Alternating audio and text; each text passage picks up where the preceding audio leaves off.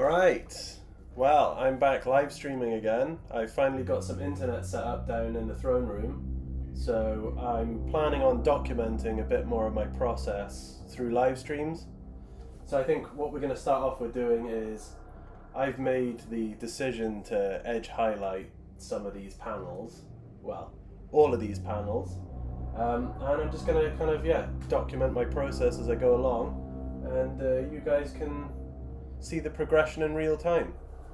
So what I'm going to start off with is I got a little mix of Liberator Gold, which I've added some what's that, silver, so I can't remember what the silver is that I've added to it, but that's what I'm going to use to highlight. And then for some of the recesses I am going in with it was leaking then, Seraphim Shade. So that's going to help add a little bit of depth to the tiles as well. And yeah, I've only done this little left-hand corner, so we still got the whole thing to do. So it's gonna take some time. It's gonna be more than one stream, that's for sure. All right, let's do it. And if you guys have any questions or whatever, feel free to ask. It's been over a year, I think, since I done a live stream last, so it's gonna be rusty, but we'll see what we can do. Right, so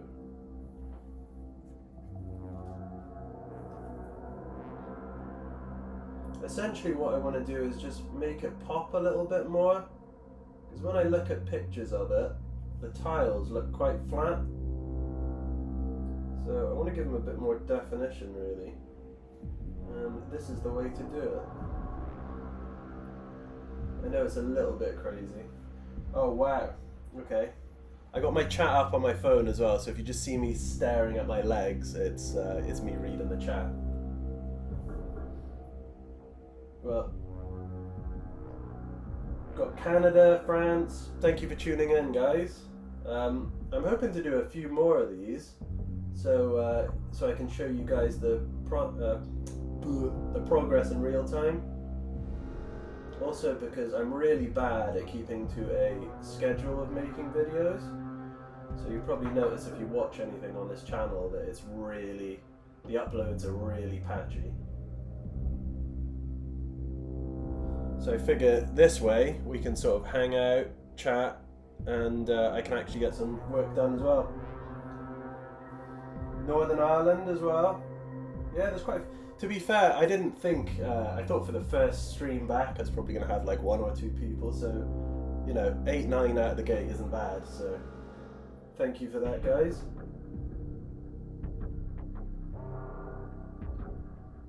I'll be honest with you, at least 50% of this stream is probably going to be me concentrating, so apologies if I don't read the chat as fast as other streamers do.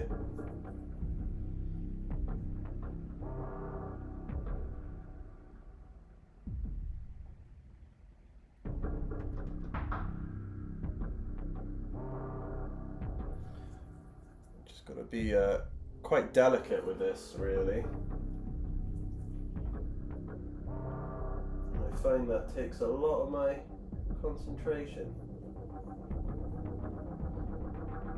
What have we got? What other massive theme board would you be interested in making? The Court of Lupercal, Trajan's Vault? Do you know, Vigilant, I haven't really given it much thought yet. The problem is I've been working on this project for so long that I haven't thought about anything else or what else I'd like to do, which is a bit of a shame. So, what I want to do is I've set a target of trying to get this mostly complete by the end of the year. I mean, we'll see how that goes. But after that, I don't know. I think I'd like to work on something a little bit smaller, with less detail. But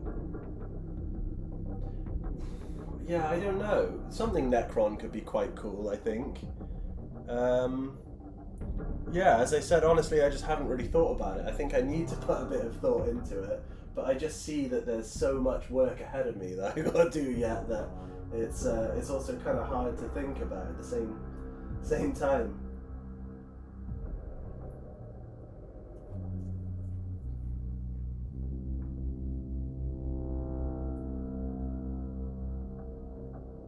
I just made the bridge of the Cheap from 40 RPG, Captain Foley. You're so motivating. Well, I don't know about that, but I appreciate it. I'd say I'm ambitious, maybe a little bit too ambitious, since we've been working on this project for like 4 years now. But I'm glad you get some motivation out of it. It's great.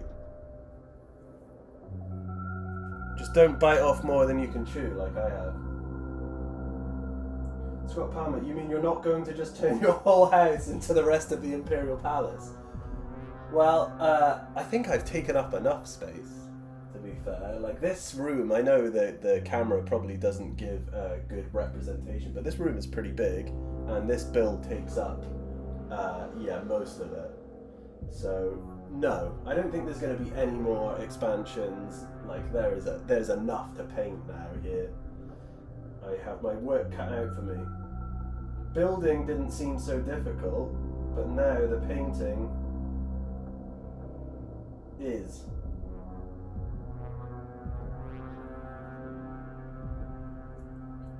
Forgot.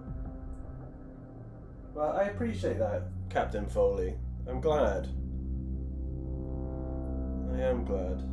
I think one of the things that kind of set me on this path was reading all the White Dwarf articles when I was younger, and I'd see what people were making, and I think now I'm an adult, I can just do it myself. So it kind of, yeah, the early White Dwarf sent me down this path.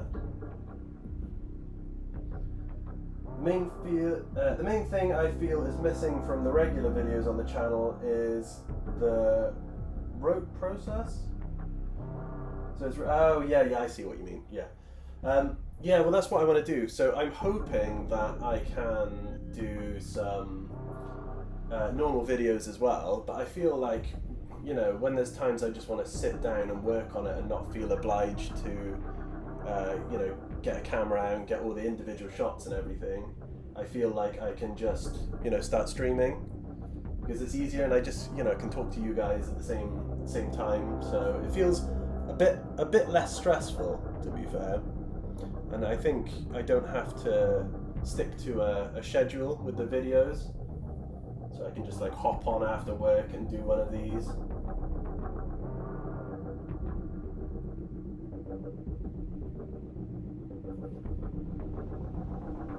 But yeah, as I said, you guys are gonna see my you're gonna see my concentrating face a lot.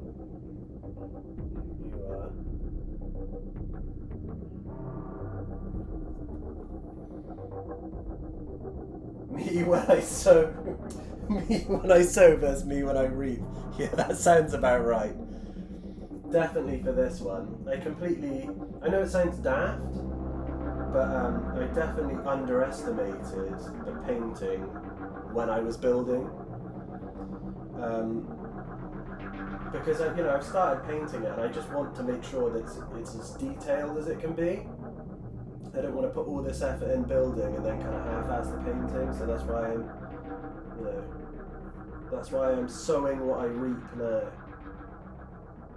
No, reaping what I sow. Whoops. Whoops. On 2000, White Dwarf 103 with the Fire Warrior cover.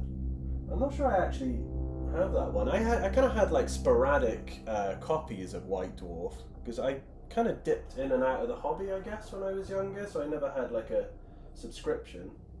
I should really get them out again though. Get re-inspired.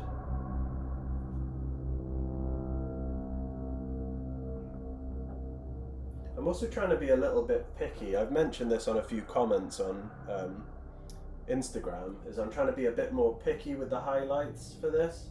So I'm not trying to make sure I get every edge, I'm just trying to give it a little bit more definition, because I don't have the, you know, I don't have that amount of patience to do the whole thing basically and do every single edge. So we're going to be a bit more selective.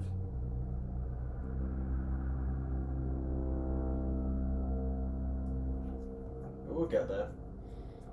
It's probably a bad time to tell you that I've also put an extra highlight on the bolts. I can't help myself.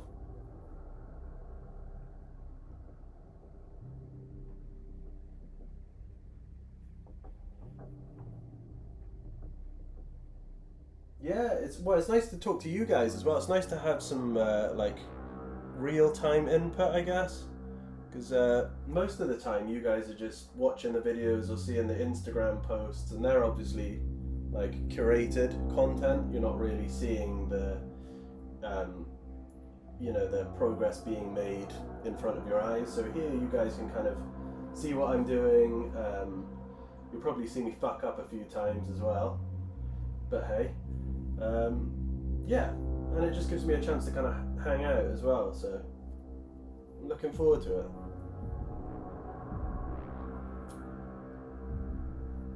I think start over here. I've also started knocking back some of the detail on the vents, because what I did initially was I covered them all with liquid pigment from AK-47, from AK, what is it? Oh, it's just AK, isn't it?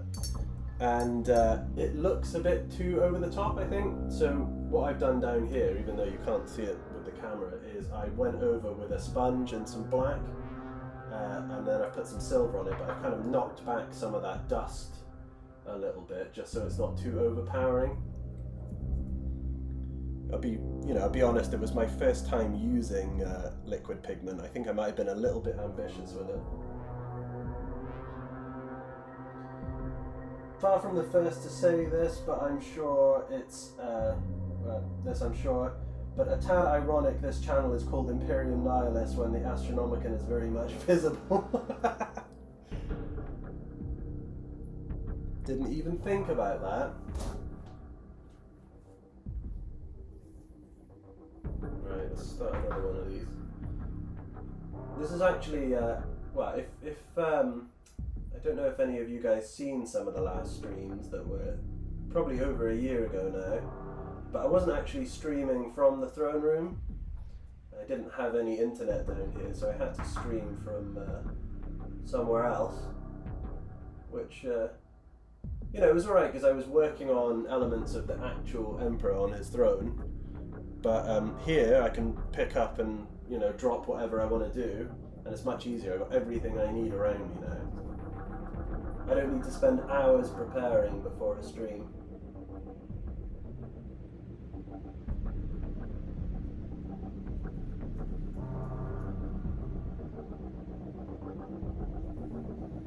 I'm gonna have to find a better place for this phone though. AK Interactive, that's the one, Super Glob.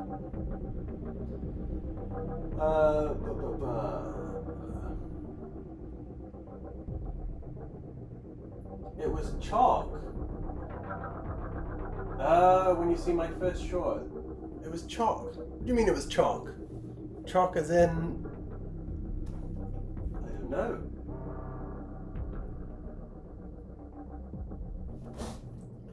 Right, let's do a bit more of this before the paint dries on my brush. I think the more that I do these, the better I'm going to get at multitasking.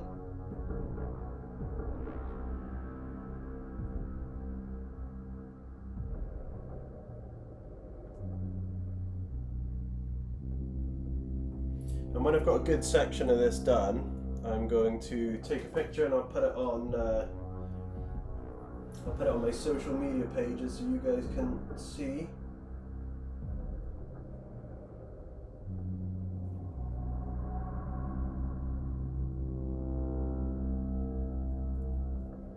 I know it feels like quite a daunting task, but at the same time it's also kind of cathartic, just being able to whip around and pick out some of these details.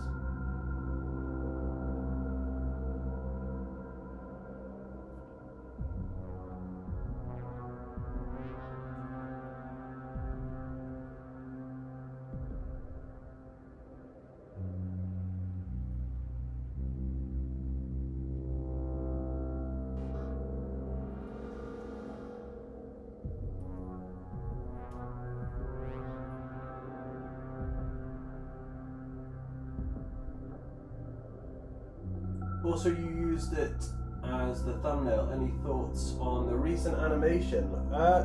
Yeah, well, I really liked it. I don't know about you guys. I've heard a lot of positive things and positive reactions to it. I thought it was really good. You know, I like that we've got more depictions of the Emperor now. I know some people might complain that it takes away from the mythos of it, I guess. But I kind of like that there's more depictions, you know, and it's given me a few new ideas for, you know, for the throne, basically. Definitely need more cables, that's the main thing. But yeah, my opinion is really cool. So it'd be interesting to know what you guys think of it. I'm not sure I'm too fussed about the actual box set, to be fair. I think the miniatures are really cool, but if you could see how many miniatures there are in this room that are unpainted, you would understand why I don't need another box.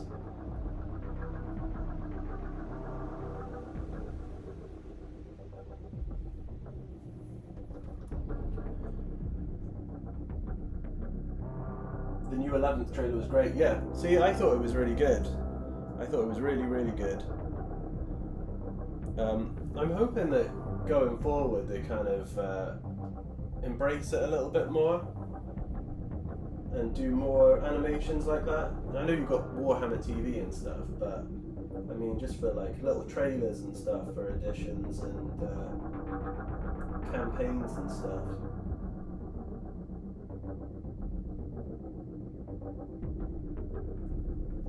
But we're not going to have any more six-fingered Marines, I hope.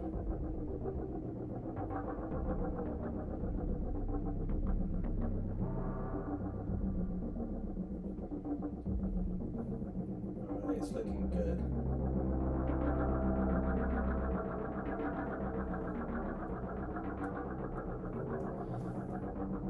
Yeah, I made my mix of gold a little bit lighter as well, so I did put a little bit of silver in it because I didn't want to just put pure silver on the edges, and this is quite a nice middle ground, so it'll just be this highlight, there won't be any further highlights on it.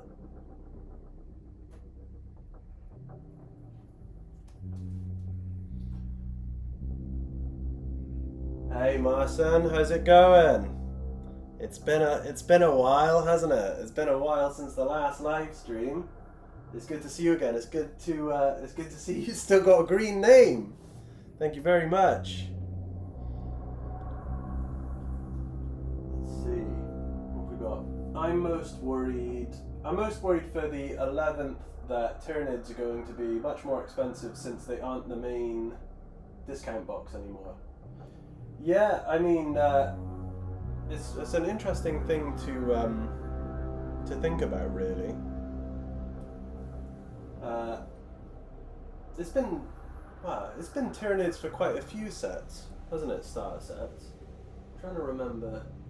I know there's been like a couple of Orc ones as well, like way back. I can't remember if it was 7th or 8th maybe.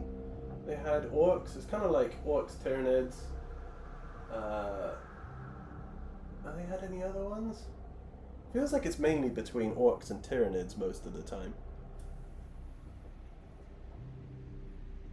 Although the new Orcs are pretty cool, I do like them. I'm not much of a Xenos guy, but they are cool models.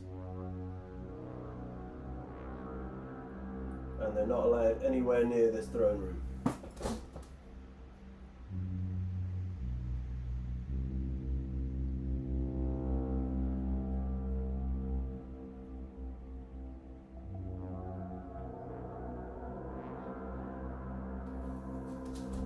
It is a bit easier to do this, like most of the time when I'm doing this, I'm doing it in natural light, so it's a little bit different doing it under the lamp lights, but to be fair with this setup, it's, yeah, it's not too bad. I can see what I'm doing.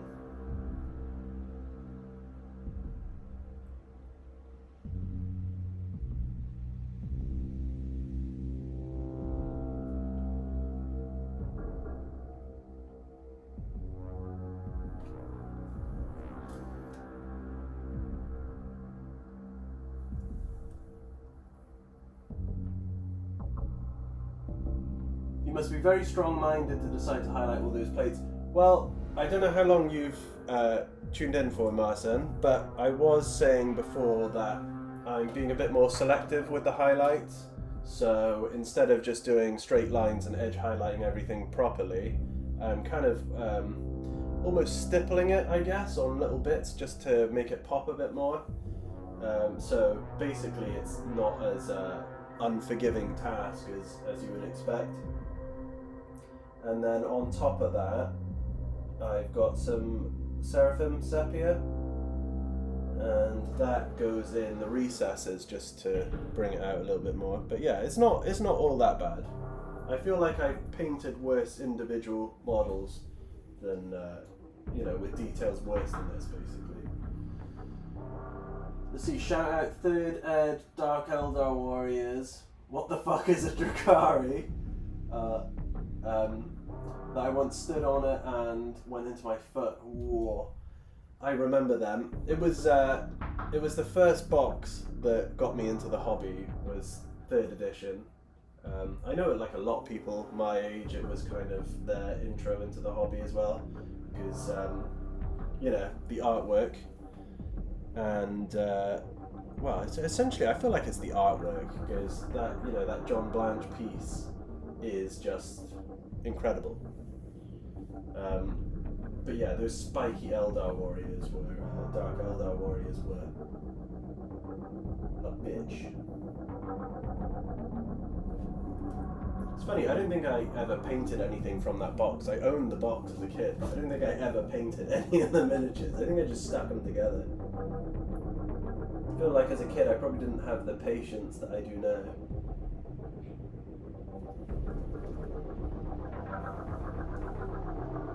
Yeah, I know. So yeah, rest in peace, John Blanche. We lost him. What are we on now? Less than a week ago, I guess. That sucked, basically. I think I know that he's the reason that the hobby is the way it is, basically, and it's a shame because his stuff inspired me to get into this hobby, basically, and it defines the setting. So yeah, it's the end of an era, really.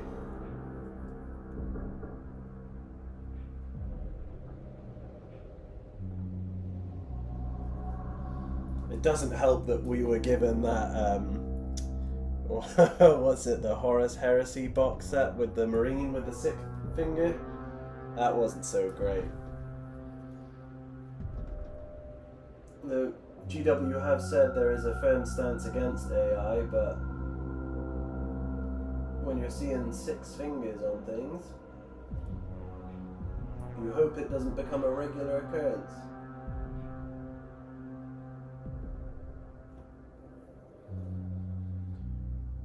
Battle for Macragge box. That was a good box. That definitely had the best scenery, I think, Battle for Macragge.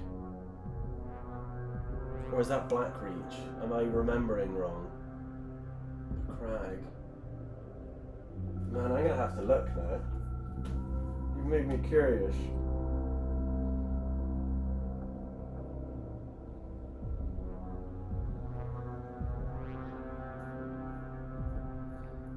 Oh, of course, the first thing that comes in when I type in Blackreach is Oblivion.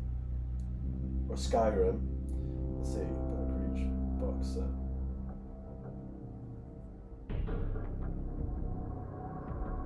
No, it was Macragge. Macragge had the downed Aquila lander, didn't it?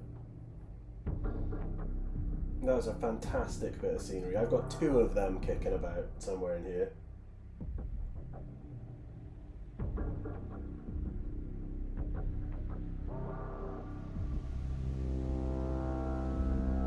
Yeah, I did see that, the statement. It's just a bit of a weird one. Like, I know mistakes happen, it's just a shame that it happened to be, because there's always jokes made about AI adding extra fingers to things. It just seems to be like a sort of running joke. And then for that picture to come out and have an extra finger, it's just it's just kind of daft. I feel like it could have had anything else wrong with it, and people might have just let it go.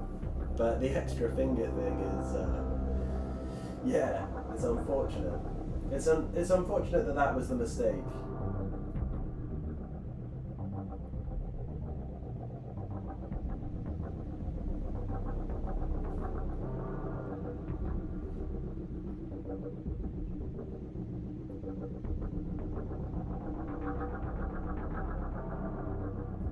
I will show you guys in future, but the reason that I can get away with being a bit more selective with the highlights is because I kind of lightly weathered these panels, so I got a sponge and put some Rhinox hide on it and went over a few of them to give them kind of a chipped effect, and with that it means that I can stipple on the gold and it looks more natural.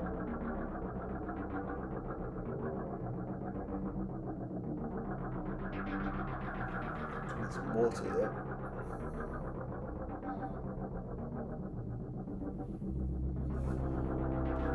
What have we got here? Superblog. I don't trust James Workshop near as far as I can throw them, but on this I'll take their word. Yeah, I feel exactly the same way when it comes to big companies. I'm not sure whether, whether I trust them as far as I can throw them, in your words.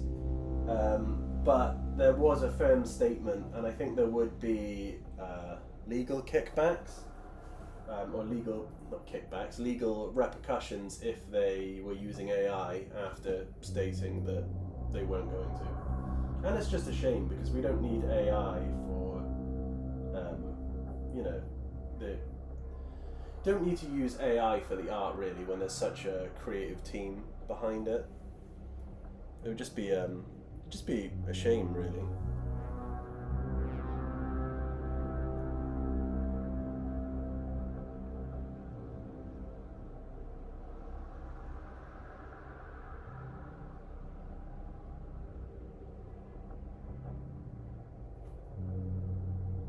I'd be quite happy for Games Workshop to start using, like, I don't know, go back to the classic art style, really.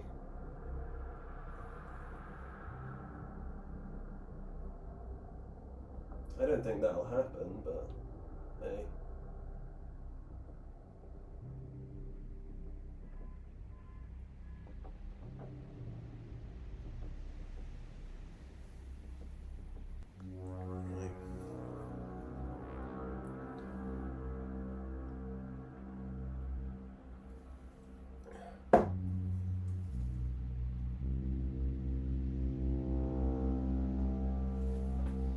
So yeah, I think we got probably finished about 9 tiles out of the 100 that need to be done. So there is a lot of this yet to come.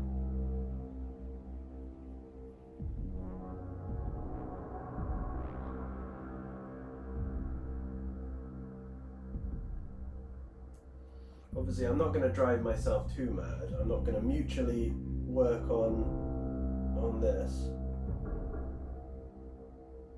I think when it becomes a little bit too much, I'll work on another area of the project and kind of alternate, keep myself a little bit sane. I still got to go back and finish painting the Emperor himself. There's a few bits that need to be finished on that, and kind of going back to the trailer, there are some things I want to add as well. So I want to add a lot more cables. I've made 2 little sort of greebly bits either side with machinery and stuff that I need to paint up. So there's always lots to do, lots more to do.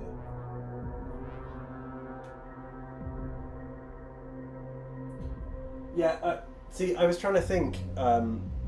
It is a bit nebulous, but I mean, like, so for me, again, it's like the Blanchitsu stuff. That would be the art style I think of. So like the way that the 3rd edition rule book was done and the 3rd edition box set, and you kind of had all the what's the other way? Like the Wayne, like Wayne England's pieces, all those kind of like hand drawn little pictures you get in amongst the rule book.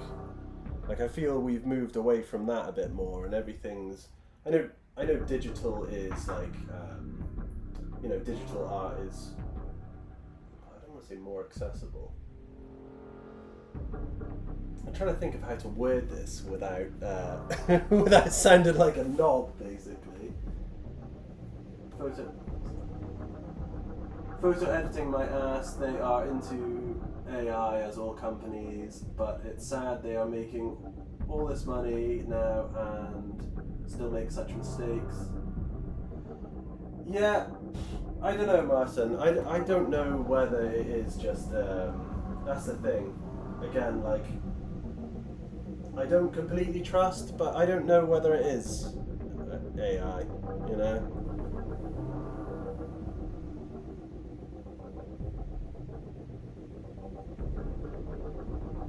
There's a lot of opinions on it at the moment, and I don't think anyone is right or wrong.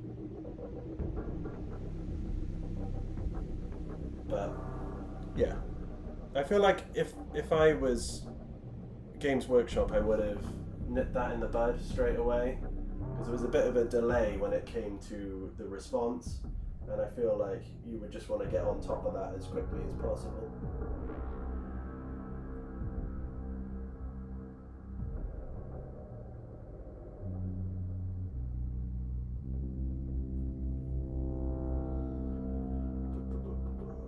Let's see. Generally, I might agree with you, but the rest of the picture doesn't have any other obvious hallmarks of generation. So unless they're just generating hands, yeah, I mean that's yeah, I can't argue with that, Blob. And it does seem weird that the rest of the image is fine. Like I can't see. I did scrutinize it, and I can't see anything else that's out of place particularly. So yeah. You would expect something else to be wrong if it was AI as well. So it must just be an editing mistake. Because they did mention in their statement that it was something to do with blending miniatures with digital art, so I don't know.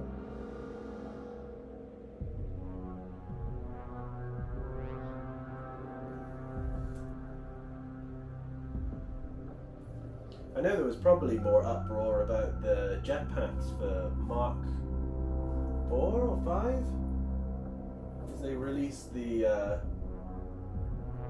jetpack versions, and they just used the same jetpack that they used for Mark 3. I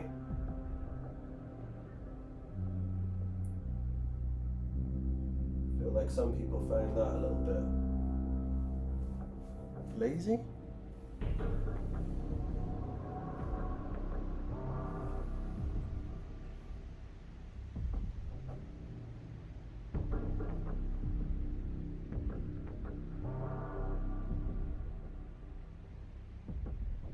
So what are you guys up to? Any hobbying this evening?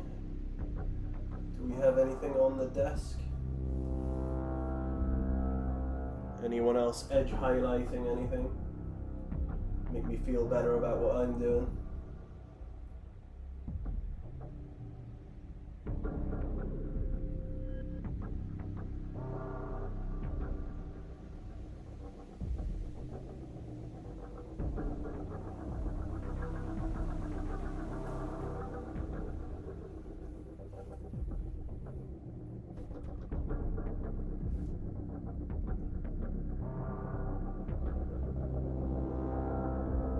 I quite like the Mark 4s, to be honest, but yeah, the new jump packs are a must. I think they're really cool. I think it's really cool that they've rescaled everything now. I like that the Horus Heresy is, you know, it's available in plastic. It's all, well, most of it's getting like a redesign, and that it's getting more attention basically.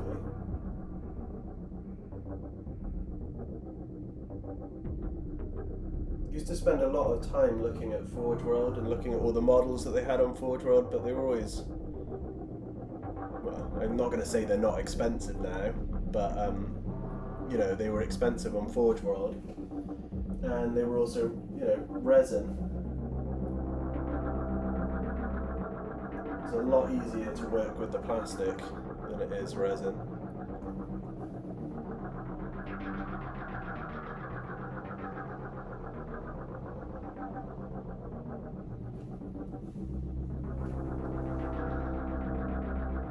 You're going to see a few resin pieces on this, because this has been built up from so many different kits, obviously, that there is actually a few resin pieces.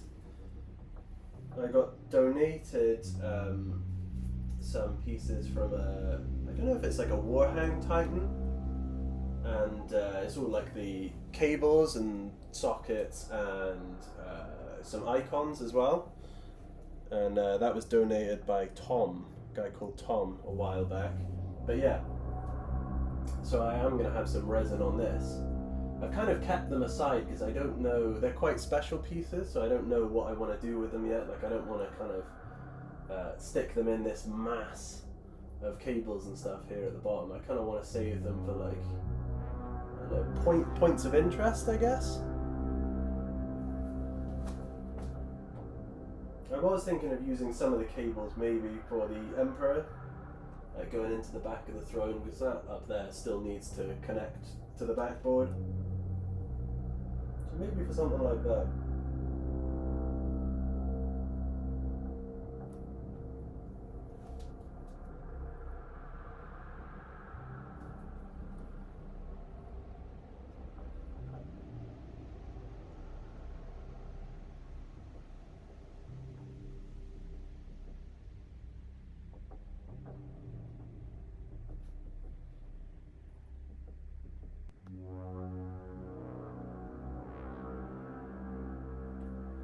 I've also got about I want to say 200 models to paint for this diorama.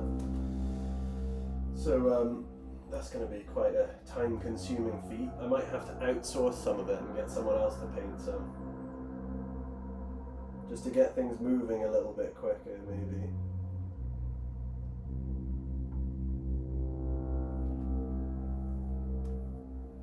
Marcin, have you heard about the boxes with pre-painted terrain, and they're thinking about pre-painted miniatures also? I thought, now, I might be wrong, but I thought they definitely said it was a no on the pre-painted miniatures. I thought they said that terrain they are going to do for, you know, people who play the game and people who play tournaments and stuff like that.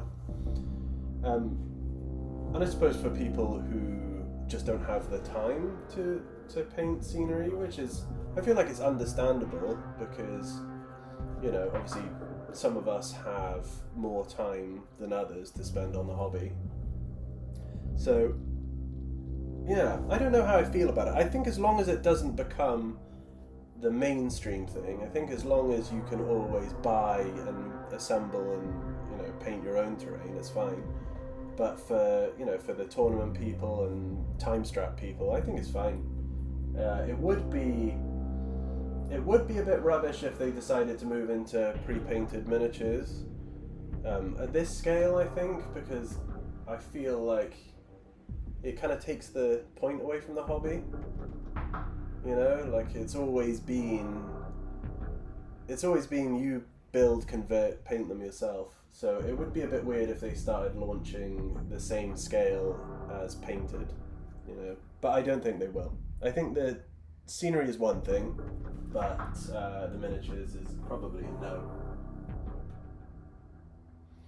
no. Super Blob. My mate works for a TO and seemed pleased about not having to paint terrain, but terrain's always been my favourite bit. Well, that's the thing. I think it's designed, it's targeted for those people.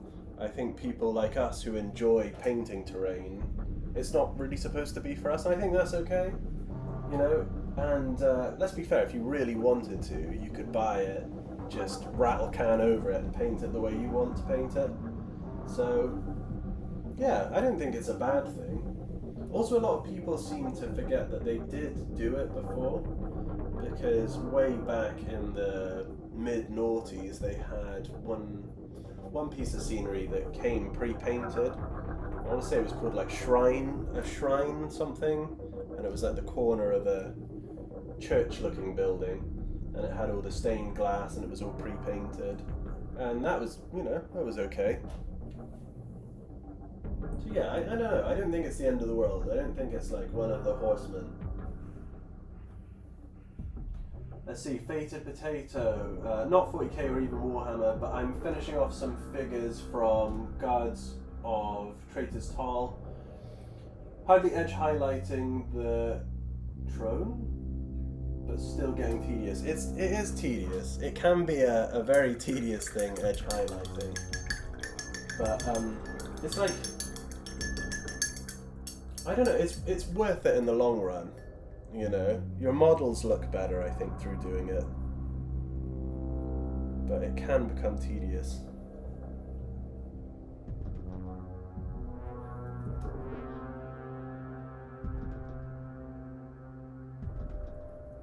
I'm not fed up with it just yet, but I can always work on other bits, which is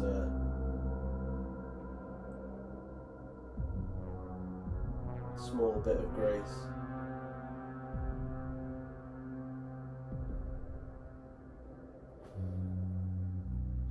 Throne. That's alright, Fated. Edge highlighting the throne.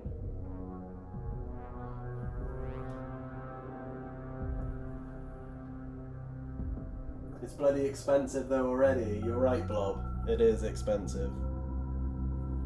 It is. I don't even want to think about how much I've sunk into this. Probably a stupid amount. I've also been incredibly lucky though, because I have a small group of Patreon supporters who do make it a lot easier for me to get the things I need to get this finished, basically. So yeah, that's been really cool. And to be fair, most of the, I've got, what's it, Patreon, YouTube, all the stuff goes back into the project. So, run out gold spray, that's where it comes from.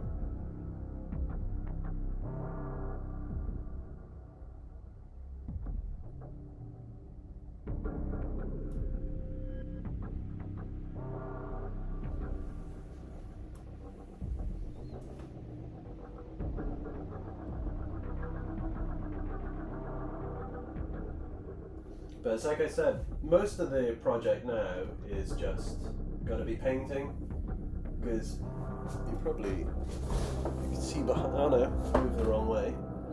Like, I've got all the wall sections done now, we got our gate thanks to Frankie. We pretty much have everything we need. So now it's just a case of getting it all painted.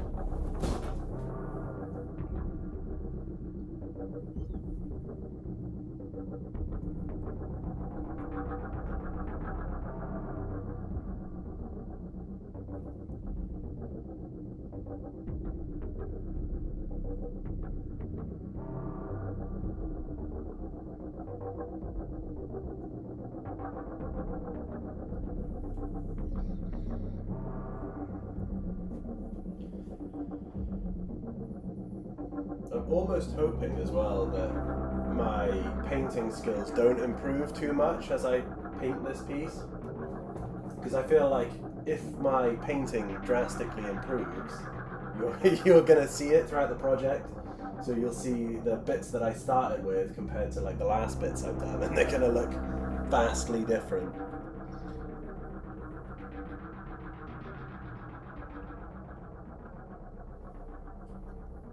Marcin, I am wondering when Astartes 2 will be released. It's like, what now, six years from the first trailer?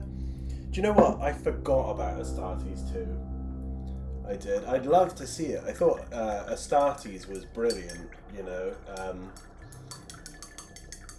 Yeah, I just remember watching it and I feel like, I don't know the creator's name, but he nailed the vibe. He made it interesting, I loved it. So, yeah, it does feel like, I don't know, it feels like they should have released it by now, because 6 years, I didn't even realize it was 6 years. You know, that's a long time to wait for a sequel to what was it, like 8 minutes total running time animation? And that's not to diminish animation, because I know the guy done it all himself, so it must have taken a hell of a long time. But you would like to think that with the resources he would be afforded, and maybe having a team, that it would be out a bit quicker. But we'll see. They haven't said anything about cancelling it yet, so yeah. In fact, what was it? Maybe not last year, but I know that a couple of years ago they still said it was coming, because there was a few year gap, and they said, oh no, Astartes 2 is still coming. So I don't know. Maybe soon. Fingers crossed.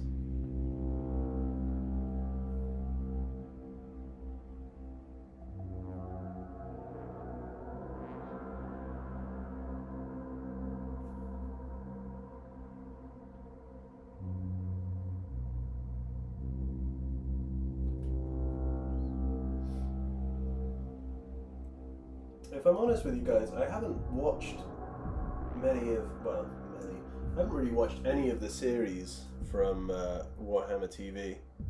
So I don't know if any of you have it.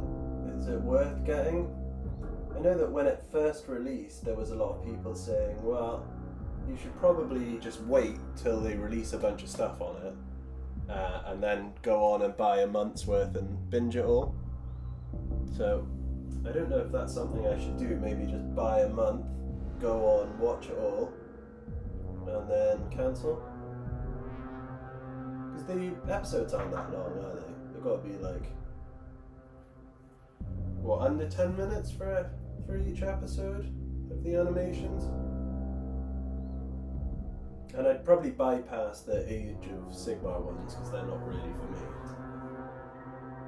But yeah, if you think there's anything interesting, I'd be keen to know.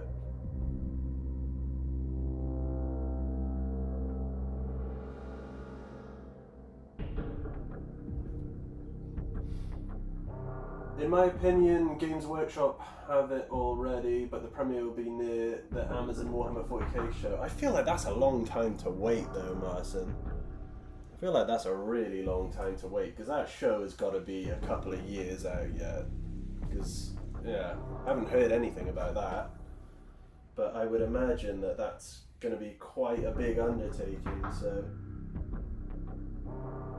yeah, I just can't see that happening for quite a while, the show. I think it'll be good, or I have hopes that it'll be good, but I don't see it coming anytime soon. Yeah, I could understand it building the hype, but I don't know, I feel like we'll see it before then.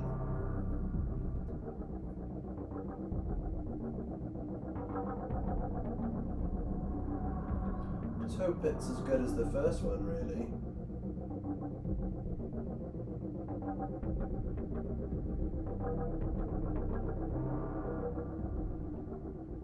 I'm still kind of shocked it's been 6 years. Doesn't feel like it should be that long ago.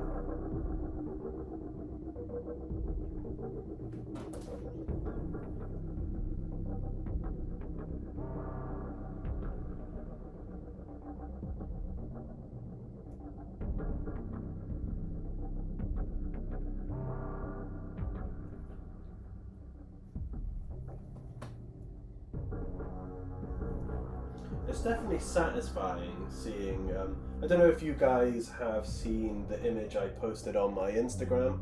So I posted like a side-by-side comparison of the edge highlighted, like this little corner versus the ones that haven't been done. And I feel like they do look a lot better, and it's quite satisfying when you're edge highlighting, just seeing that little bit of colour pop more. And then it'll be even more satisfying when I reset shade with the Seraphim Sepia.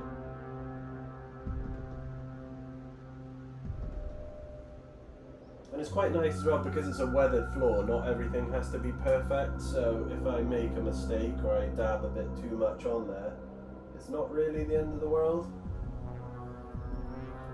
Because I think when all is said and done, you're not really going to be scrutinizing these areas, you know?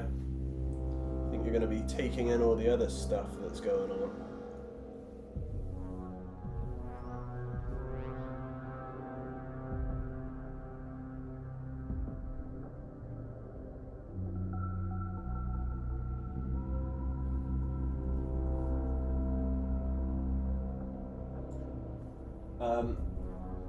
Marcin, I read Warhammer TV, most of the shows are low detailed animations and only a few are good, but they recommend if you are into the lore and not high-end Astartes like animation. Okay, so yeah. I don't know, as long as they're not too low detailed. Just want something interesting to watch, you know. I don't like it if it's just pumped out content for the sake of it, you know. That wouldn't appeal to me in the slightest. Just like slap Warhammer on it and ship it, basically.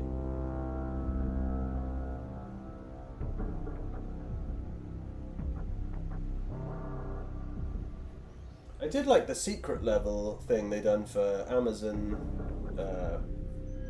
with, what was it, with Titus? And I don't remember who the new character is or what his name was, but I did quite enjoy that little episode.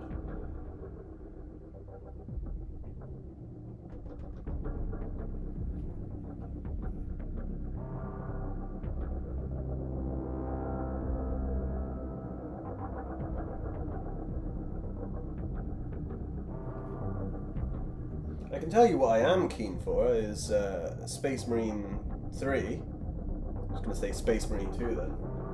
Yeah, Space Marine 3. I really enjoyed that. I thought that, yeah, I thought that was great. If anything, I would have been happy to, you know, like happier to play a longer campaign.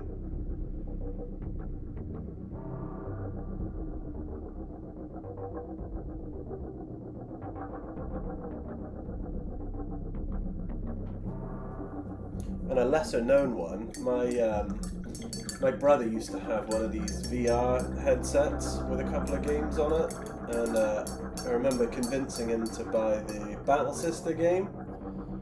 That was fun. Now, like, I know that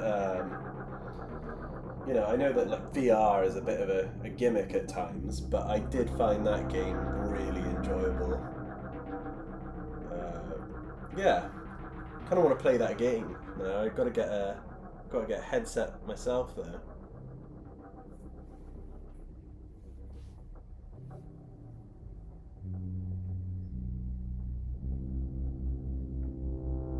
Right, we're getting on all right. We're making progress. That's the important thing.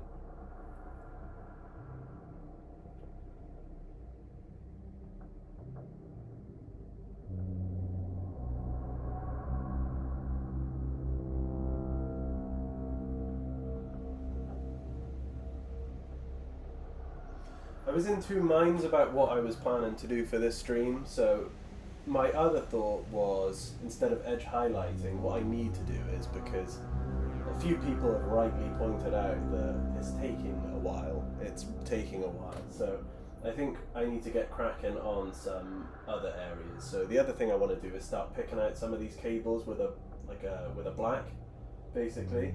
So I think that if I do another stream, whenever, I'm going to start doing the cables, just because I know everyone else wants to see some more progress and I want to see some more progress as well.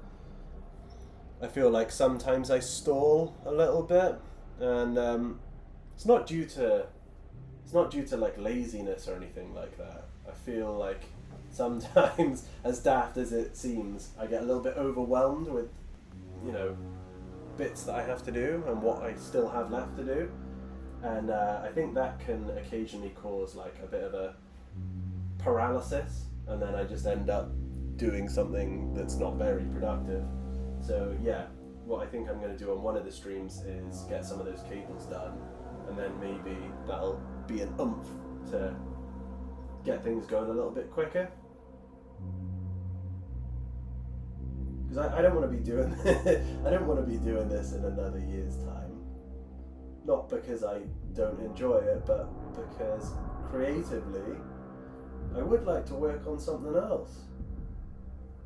You know, maybe I'll choose another scenery project that's not as big to work on. Hello, Go For It Painting. Hello, welcome to the stream. I am just edge highlighting everything I can see right now. So prepare to see all my different concentration faces that I pull.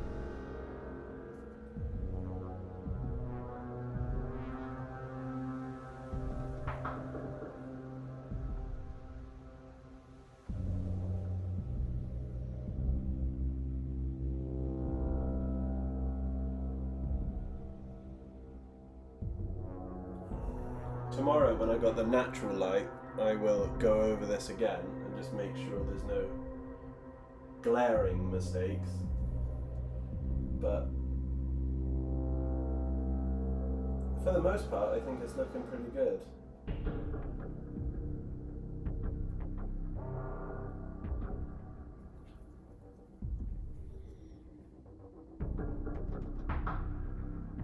For a long time, I was deciding on oil washes. In fact, that's something that I'm not sure I've even talked about it before. That when I was building it, I kind of knew what I wanted to achieve because I was looking at the different artworks. So basically, it's strange because when you're building, you kind of know what you want to achieve, but then obviously when it comes to painting, you have to decide on what kind of style you want to paint it in.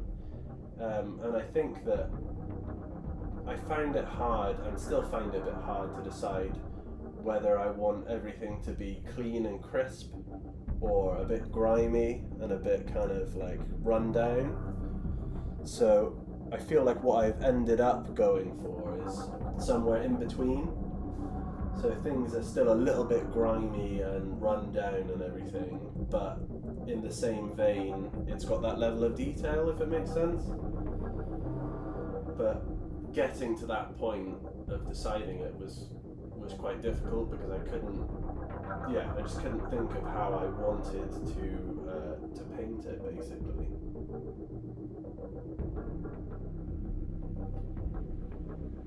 And you also have that worry sometimes that when you do start painting it, you're not going to like it.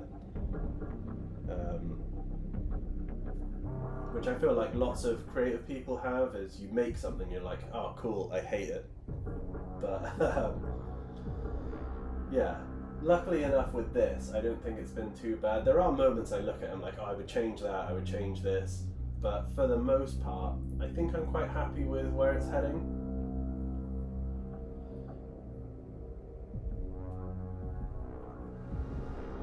I mean, obviously it's not finished yet, so maybe revisit me when we've got it finished.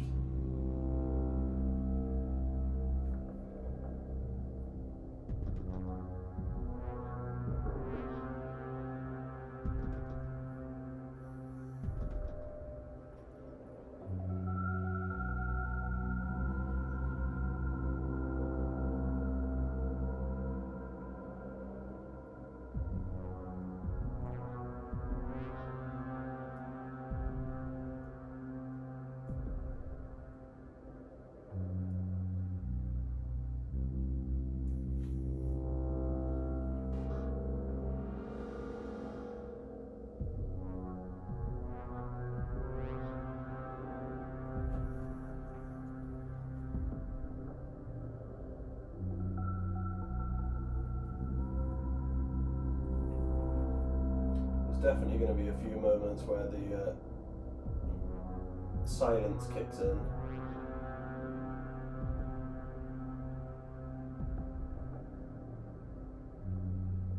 Just while I get those little corners.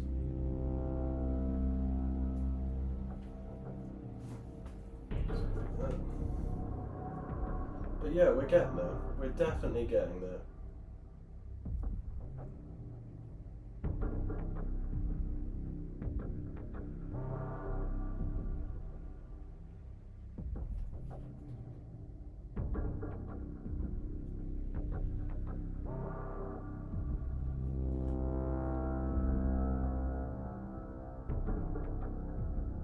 We are going to have to get moving though to get this done by December. So maybe there's a few live streams in the pipeline to keep me busy, stop me from getting distracted. I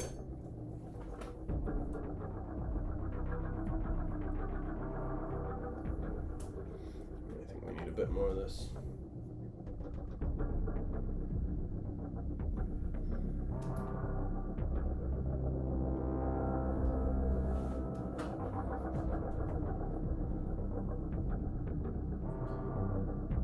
Martin, you like the new edition trailer, No Peace Amongst the Stars? Someone said the Emperor moved. I think he did move. I don't know whether that's an indication of things to come, but I think in the trailer he does move. So we'll see if that goes anywhere. It's funny because I don't know whether they would. I don't know how far forward they're going to push the narrative when it comes to 40k. So I feel like I'd be quite surprised if in the future they have, like a really big moment, like the Emperor wakes up or the Emperor is reincarnated or something like that. I don't know whether that's something they do, because I feel like when you make a decision like that and a big change in the pushing forward of the narrative, you're going to change the setting quite a lot. But who knows? Honestly, maybe that, yeah, who knows? Fated Potato, have you thought about what you'll do with the throne once it's finished? Would you send it to Warhammer World if Games Workshop asked? Probably. I guess it's something that I get asked quite a lot, is what I would like to do with the throne, and I just haven't thought about it. I kind of start projects and don't really think about what is going to happen to them. As weird as that sounds, it's kind of like I want to just do it and make it, and then and then move on to something else. It's just this happens to be one of the things that has taken a lot longer than my other projects. But yeah, I think I would. I would like other people to see it at some point, see it firsthand instead of just through YouTube videos. But I'm gonna have to come up with a way to make that possible, because it is quite a bulky.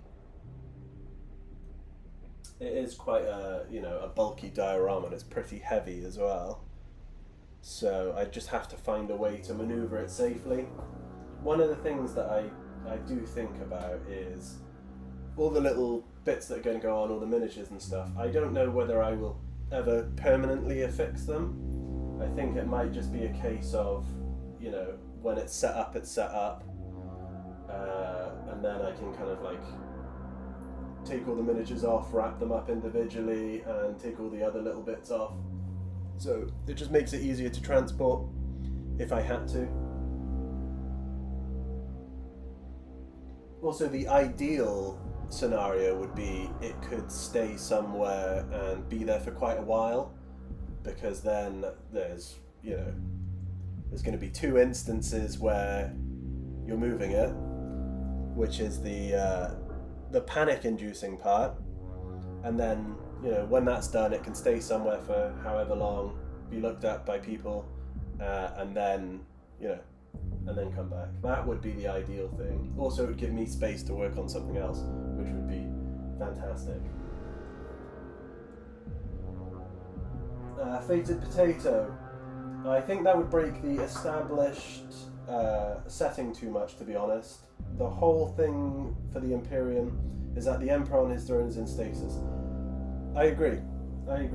I mean, it would be cool to see some progression, and I know there has been progression, like the Primarchs, a few of the Primarchs coming back, but when you involve the Emperor and make a big change like that, like the Emperor comes back, the setting is less... it's almost less bleak, because you have the Master of Mankind back, you know. Even to an extent that some of the Primarchs coming back has changed the setting. So, yeah, I mean, I don't really know how I feel about that. Because it's such a big hobby, you can almost take the elements that you enjoy from it and just work on them. So if you really like the grimdark aspect, kind of the Age of Apostasy without any of the Primarchs and that sort of thing, you can just do miniatures based around that. But they make lots of money, the Primarchs do. You know, there's always people who are going to want a Primarch miniature. So I think that's why they got reintroduced.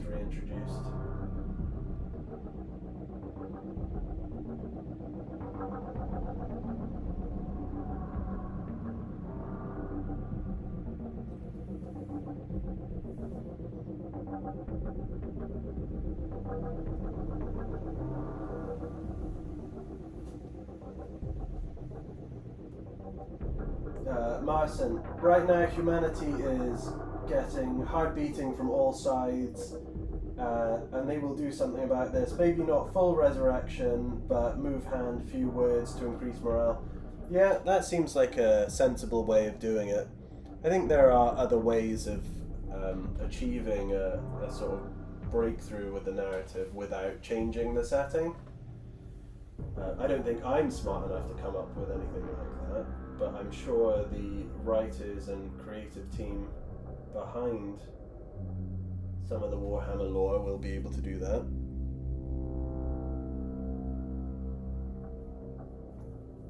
But I have resigned myself to thinking that, you know, in the future we're going to see more loyalist Primarchs come back.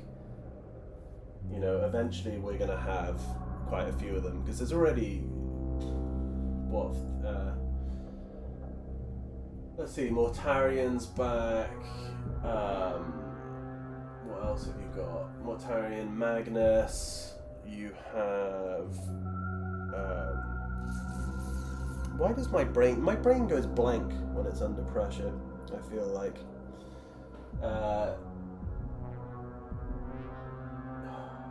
You've got Gilliman, you've also got,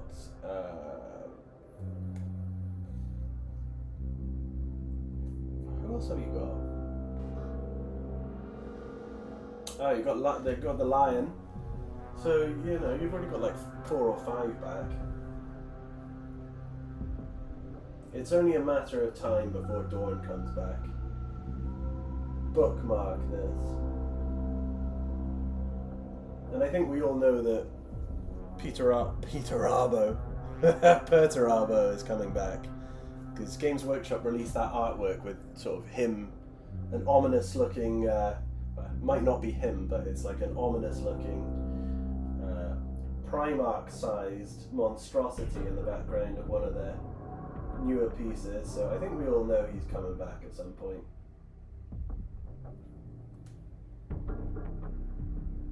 Oh yeah, Fulgrim! I completely forgot that Fulgrim was back.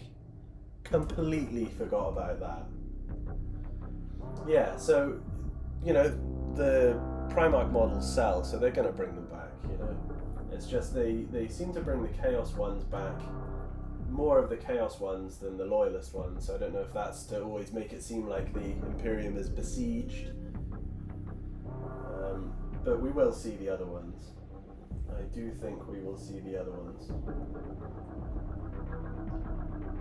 Well, besides Ferrus Manus, we're not going to see Ferrus.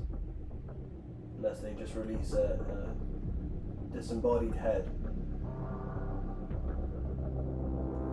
And no Conrad either. I think they've got to make sure that those guys stay dead. It would be a bit of a shame for them to bring back Primarchs that are dead. You know?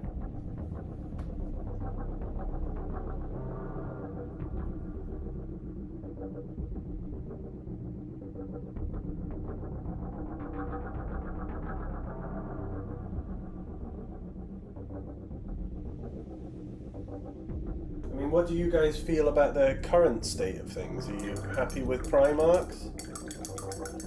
Is it something you're really that bothered about?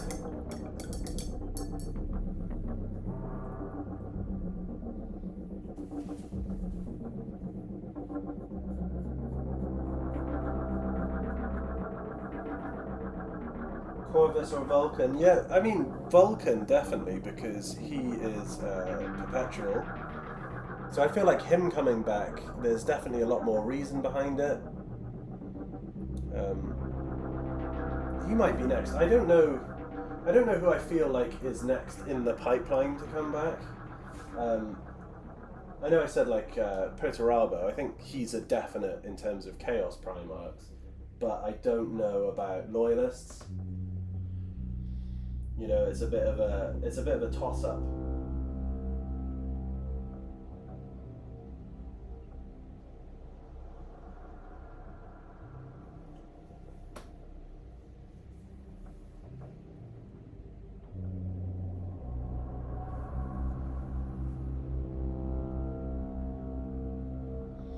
If anything, recently I've started getting a bit more into Necromunda. I don't know if any of you guys are interested in Necromunda, but I kind of realised that that's a setting that's quite interesting because it's got like the bleakness to it, and it's kind of just humans squabbling about things on a human level.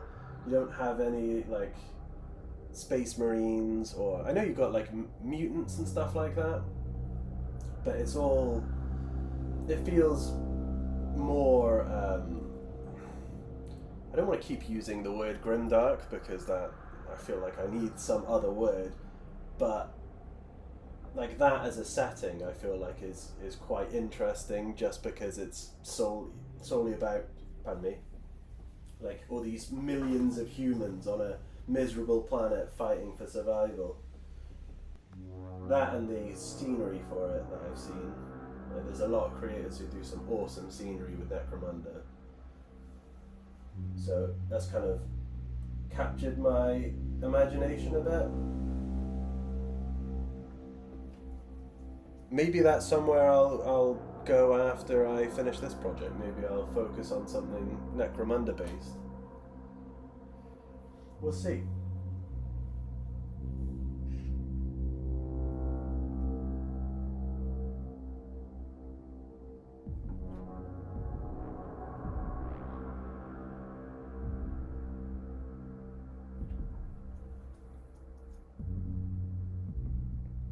It's nice to finally have some internet down here in the studio though. I'm looking forward to showing you guys other elements of the build.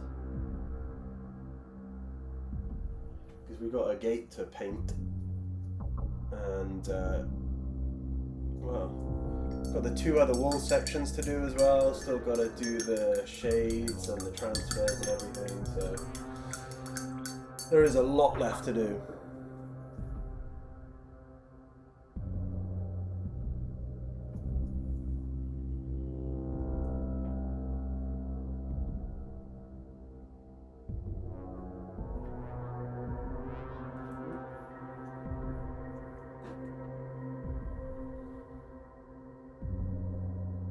Marson, Necromunda have the same job as WH? Warhammer?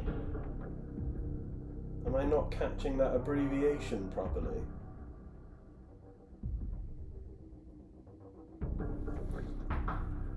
You might want to spell that one out for me, Marson. I think I'm too dumb to read it. Rover Mars Rover, what's up, my battle brothers and sisters? How is it going? Welcome to the stream. It's a rather chilled stream. We're just doing some edge highlighting and talking about things, well, talking about everything Warhammer related. Or 40k related at least. Not that I don't like Warhammer Fantasy. I think Warhammer Fantasy is pretty cool, but I don't know much about it.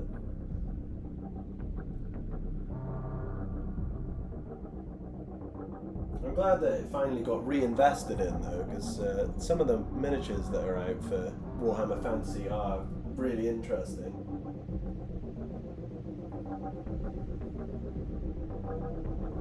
But it is like I've said 1,000 times, I have more than enough miniatures than I think I will ever get around to painting, so it probably won't be one that I pick up. Super Jimdy, feels like an honour watching you work on that masterpiece. Thank you very much, Super. Yeah, it's just nice to sort of share with you guys the process of it. I know that it's a big job, and I do want to sort of give you guys a little look behind the curtain, because it's never like, you know, when I make a YouTube video, obviously I can just trim all the shit that I don't want you to see, and I can just be like, look guys, here's a big leap in progress I've made. But most of the time, the camera's off and I am just slugging away at this thing. So, I'm not really selling it though, am I? I'm kind of like, yeah, come and join me on a live stream where you can watch me just like slug away at this. But yeah, it's more, I feel like it's more of an opportunity for me to hang out with you guys and just chat for a little bit. Because usually I'm just, yeah, painting this with headphones in and listening to something that's probably not going to teach me anything. So yeah, it's nice to kind of just hang out and chat. One of the things streamers probably don't tell you is that just constantly yapping as well takes your voice away. So if you hear me gasping for air, it's because my voice box probably hasn't been used this much for a long time.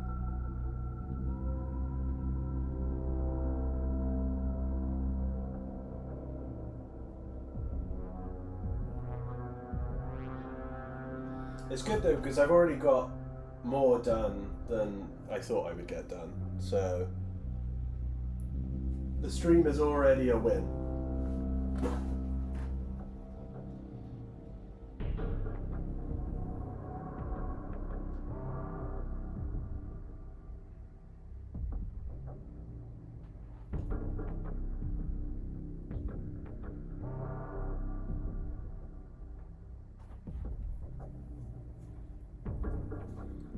I did have an interesting complaint yesterday. Someone commented.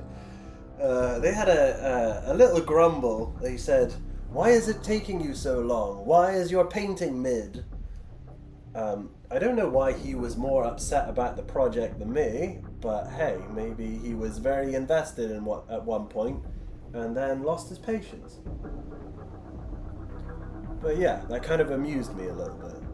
It was like he had more of a stake in it than I did, so. But I do appreciate it has taken a fucking long time. And that is why I did set a goal at the beginning of the year to try and get it finished. You know, realistically, I don't think it's going to be finished by, finished by the end of the year, but I'm hoping that it is in like a much more completed state than it is now. So I want us to have, this kind of, you know, maybe not finished painted, but most of it done. You know, I don't want to look at it and see lots of unpainted areas, you know. Marcin, you can host a stream and invite YouTube Warhammer 40k painters. You all paint your miniatures and talk about Warhammer Nights event to promote more of your work. Yeah, I mean, I'm definitely open to chatting to people from the community. I can't say I know many people from the community too well, like bigger YouTubers or anything like that. But yeah, something like that could be pretty cool. Also, I just need to get a bit more used to streaming because you probably find it funny seeing me try and set all this shit up today. It was it was not easy for me. I feel like I don't know, like a 70-year-old man when it comes to setting up like streams and technology. So Super Jimdy, I think everyone watching is a tabletop terrain enjoyer as well. So in a way, we're all enjoying each other's company. Yeah, I mean that's what I want really, is just like-minded people who enjoy sort of terrain building and Warhammer, just sort of hanging out, really. That is the aim. I think the project does have like a nice little community behind it anyway. I've met some fantastic people from working on this diorama basically. And just kind of want to expand upon that, with the live streams, because I feel like there are different groups, like people who interact on Instagram aren't necessarily the same people who watch YouTube. So I want to kind of expand my little YouTube community. And definitely try and make streams a bit more regular.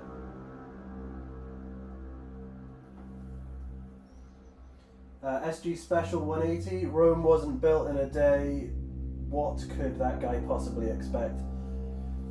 Yeah, I mean, I suppose I don't know whether it was just a grumble for the sake of having a grumble or whatever. I mean, it never really bothers me anyway, because you're always going to get that, I've got, on Instagram, there's 52,000 people that follow my account, and statistically, you're going to have some people who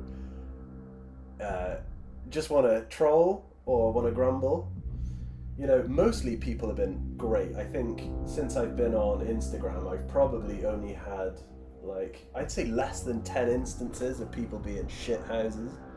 So mostly people are absolutely great. Oh, what's that telling me? So I've set up.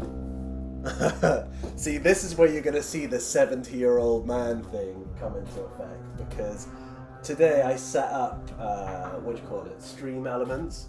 So it's supposed to tell me stuff like new subscribers and stuff like that. And it has on this laptop that is off camera that I can not really see that well because I got shit eyesight. So oh, there we go. You subscribed. I got a subscriber. I'm gonna fuck this up for a while, but thank you for subscribing. If you're new, I've got a bunch of other videos that detail this build basically, and the live streams is they're going to be a more regular thing. I think just to kind of kick me up the ass and get me doing more basically, so I can hit that target of getting it mostly finished by the end of the year.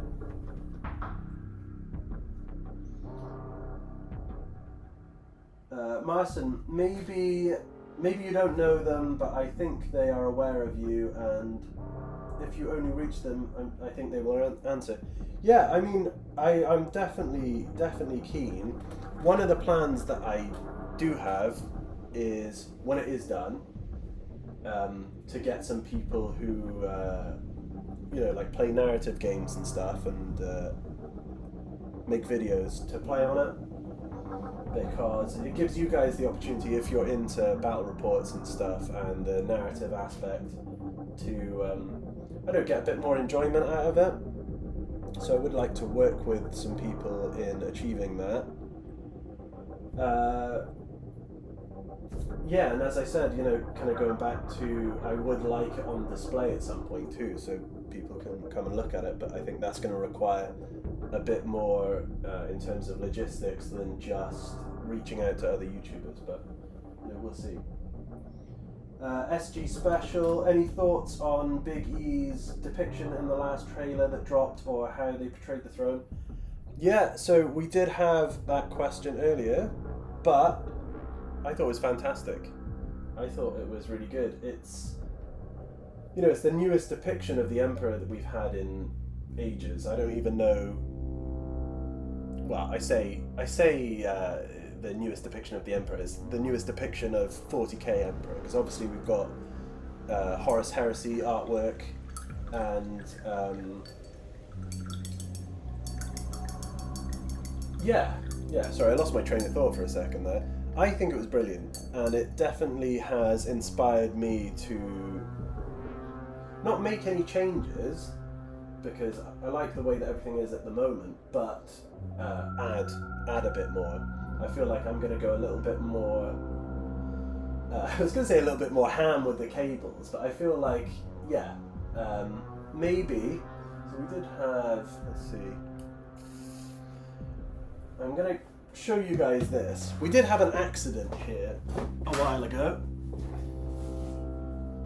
So, got this little piece that hangs above the golden throne at the top. I knocked it off because I'm clumsy, but I noticed in the trailer there is lots of cables that come down from the top of the machinery and sort of plug into the Emperor. And what I'm thinking is, when I reattach this, I'm going to get more cables, and I think you can just about make them out up there. So I hang this back above, and then I'm thinking I have the cables sort of descending into the back of the throne. Pardon me, I'm really losing my voice.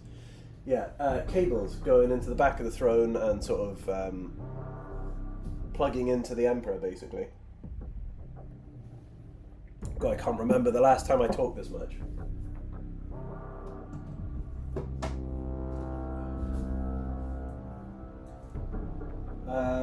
Rob Howard, how about asking the Yogscast Games Night guys? I think they'd love this for a narrative game. That's actually been suggested, Rob.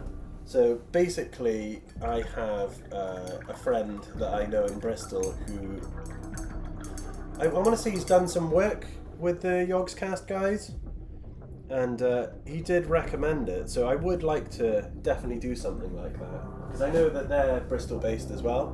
So we're in the same city. It's not even, you know, that far away. They're not. But yeah, something like that would be cool. And I'm quite happy to work with like multiple different people. So, you know, like there can be a few different takes when it comes to games and narrative stuff. Some people might have to travel though, because this thing can't go anywhere. Not without a great deal of effort.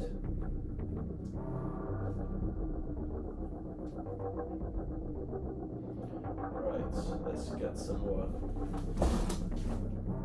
paint on this. I'm doing so much chatting that the paint on my brush is drying up.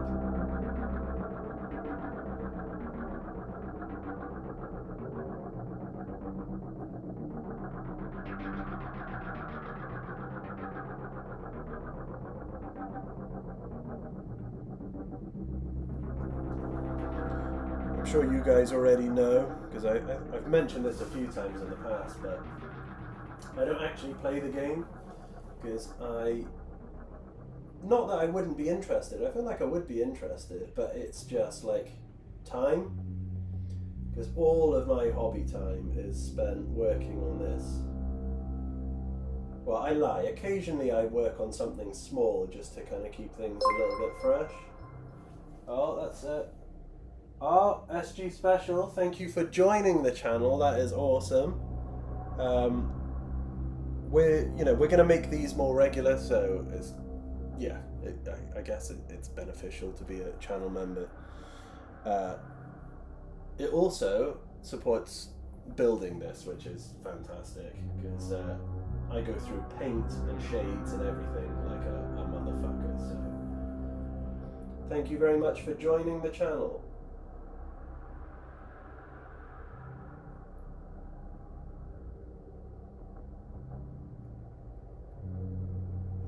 Do you know something that's funny as well? So that's two of the notifications have come up, and I swear to God, on Stream Elements, I put this little custom, custom image, and it still comes up with the stock one. It still comes up with a little star and a ball. I'm like, cool. I guess I done that wrong. It's definitely a learning curve, for sure.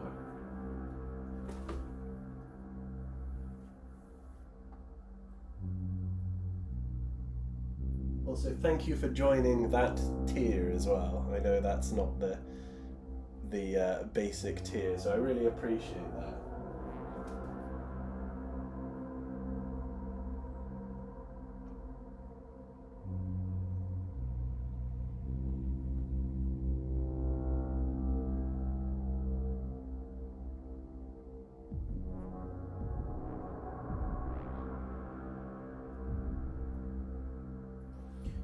Do most of you guys follow on Instagram at all? Is there like a... Just because I'm thinking that after each session that we do, like sort of hanging out and streaming, I'm thinking that maybe I can stick a pic... Well, in fact, I could put it on YouTube as well, couldn't I? I can put it on my sort of channel thing. And then you guys can see what progress we're making. Because I do know that with this camera setup that I've got here, I can't just pick it up and be like, here we go. So I think what I'll have to do, until I am able to figure that out, is sort of take a picture after each session and show you guys. So I think that's what we'll start doing. I'll also be working on it in the day sometimes. So yeah, I'll just kind of update with progress as I make it too, even when we're not streaming.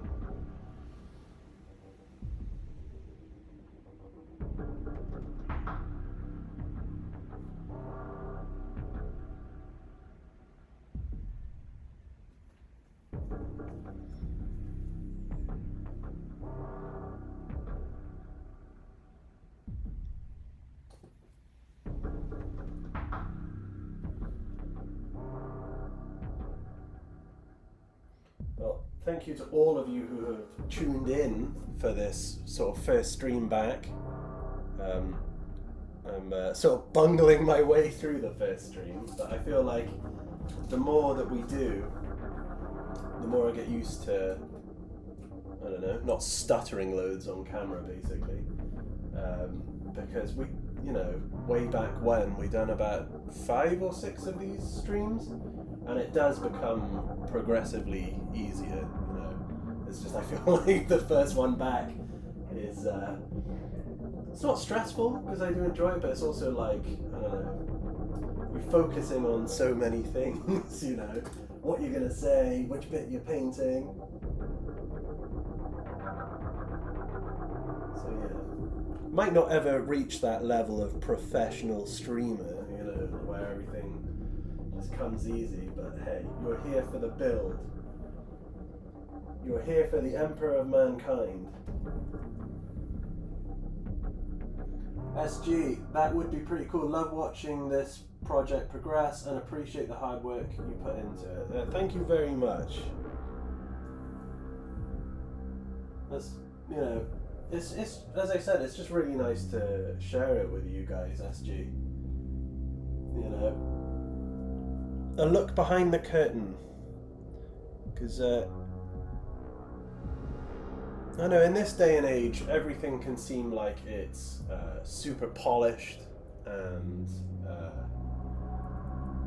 yeah, it's you know, it's curated for you, isn't it? But it's not always like that. Sometimes it's brutal, and sometimes I will come down to the studio and I don't know, it'll be one of those days where things are not going well. You know, like you pick up your paintbrush and you smudge something and you're like, fuck it, I'm done. I'm not doing it. I'm going upstairs. So, yeah, it's It's a labour of love. I've definitely described it as a labour of love before, because sometimes I wake up and I just don't want to do anything. But other times you get into a flow state and things just, they work out.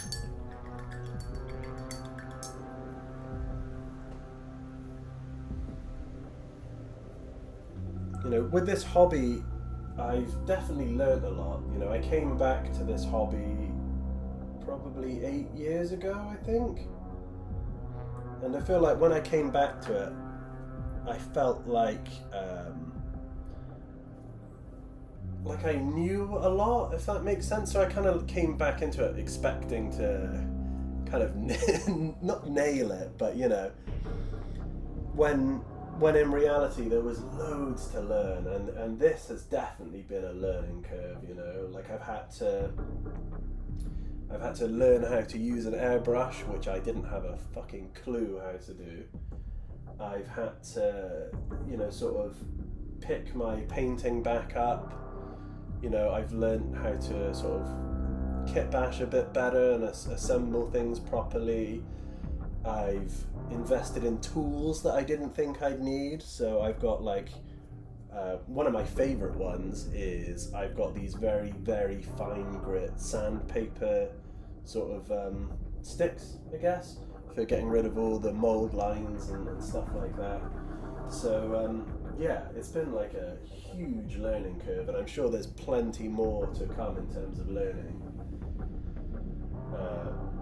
Another prime example is at the beginning of the stream I talked about using the liquid pigment, the AK Interactive liquid pigment, and while I'm working on these tiles, because I was so what's the word?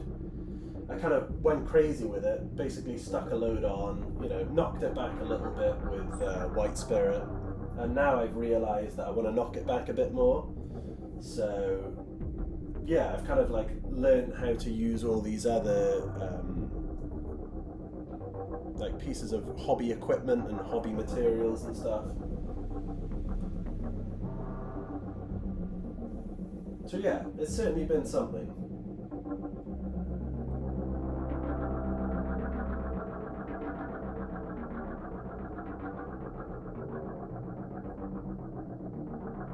The people have definitely been my favourite part of the hobby. The people that I've connected with on Instagram and some of the other social media platforms, like YouTube included. Marcin, if he's still watching, he's been here since the streams over a year ago. So yeah, it's nice having this. It's nice having this community.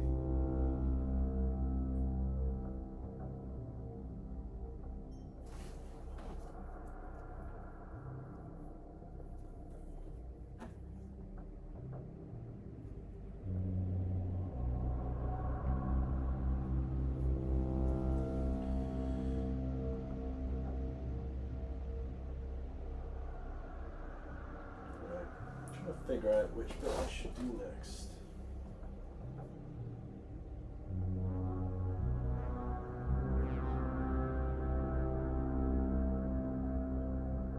I'll tell you what was easier than edge highlighting, or what I find, is picking out the bolts on this. It's way easier. You just get a splodge of lead belcher, and then some, what do I use? Not Agrax. Nuln oil, that's it. A dollop of Nuln oil, and then you're ready to roll. But with this, you definitely have to be a bit more precise, because you're just using the side of the brush, basically.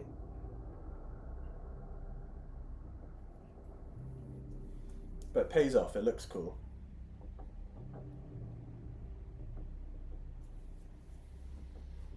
I haven't got hairs on the brush. Yeah, Marcin, still here. But hopefully you'll be with us to the end, Marcin. Hopefully you don't get bored of it.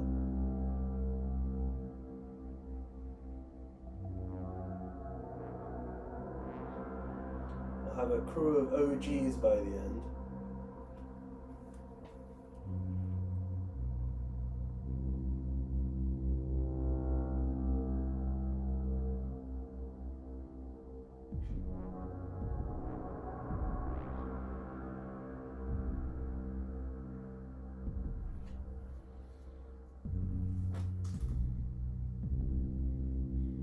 Definitely looking forward to painting some of the individual miniatures that are going to sit on here, because, well, one, it's going to be a much more manageable job because I'll just have, you know, well, like yay big, and then like secondly, I'll get to, you know, there'll all be different paint jobs, mostly, besides the custodians at least. So all the little tech priests and stuff that I'm going to put in, you know, I'll get to paint each one differently. They'll have a bit more character, so I am looking forward to that. Not looking forward to the custodians so much, just because it's more gold. But yeah, definitely some of the other little characters are going to be pretty cool to paint.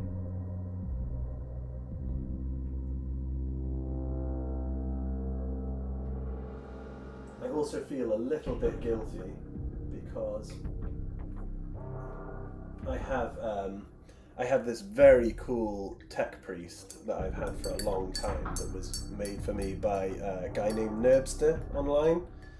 You can find him on Instagram. He does lots of like custom sort of AdMech builds and tech priest builds. And he made me this this tech priest that I've got somewhere. I'll find it for the next stream, but it's fantastic. It's got loads of details on it, and I have to paint it because I don't think I can go like another year leaving it unpainted. I think he made it 2 years ago now, so yeah, I got to pull my finger out.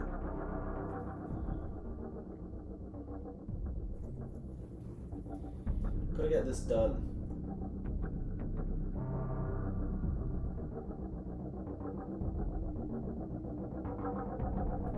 Then we'll just have to find something suitable to do after this. Maybe I'll do a poll or something. What should I paint next? What should I build next?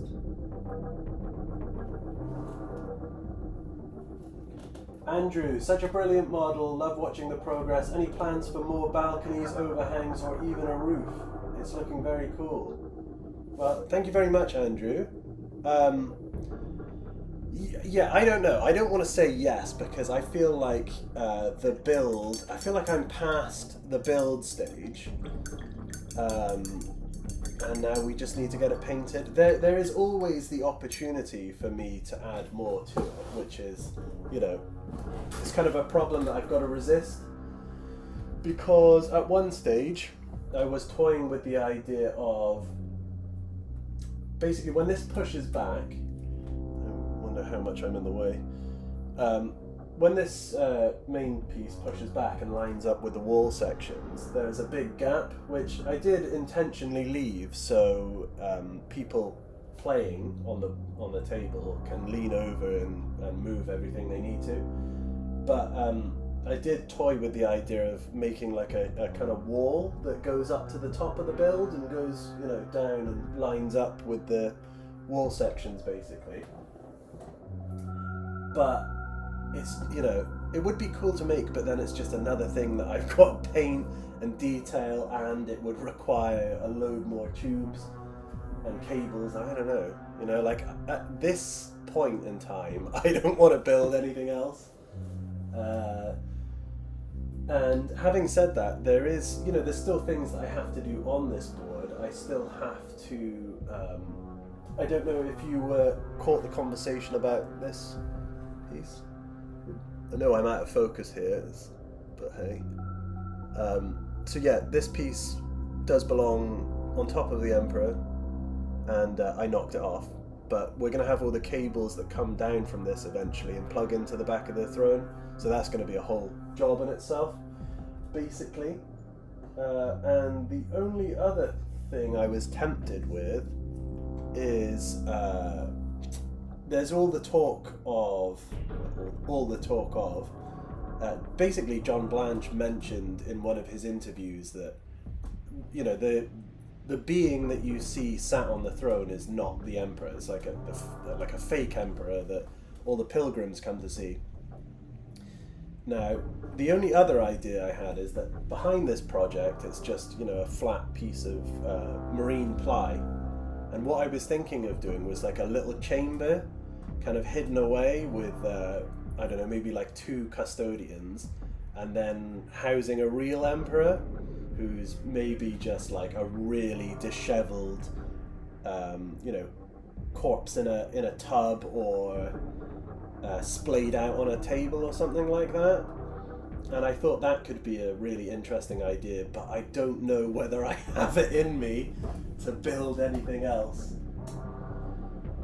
Frag! I was waiting for you to turn up, Frag Eye. You nearly missed us. I'm not sure how much more of the stream there's going to be, but thank you for making an appearance. You missed the conversation about us. I was just talking about how many people, like having the community around this project and people who've been here since the older live streams. So yeah, welcome back. Welcome to what's hopefully going to be the beginning of several more streams. Now that I finally pulled my finger out and set up internet cable in the studio, so you know we can stream from here now. I don't have to bring everything up to a different room. Yeah, and hopefully the quality is quite good. I know that I'm out of focus a lot of the time, but I'm not the main focus anyway, so but as long as the stream quality is consistent and it's not too laggy,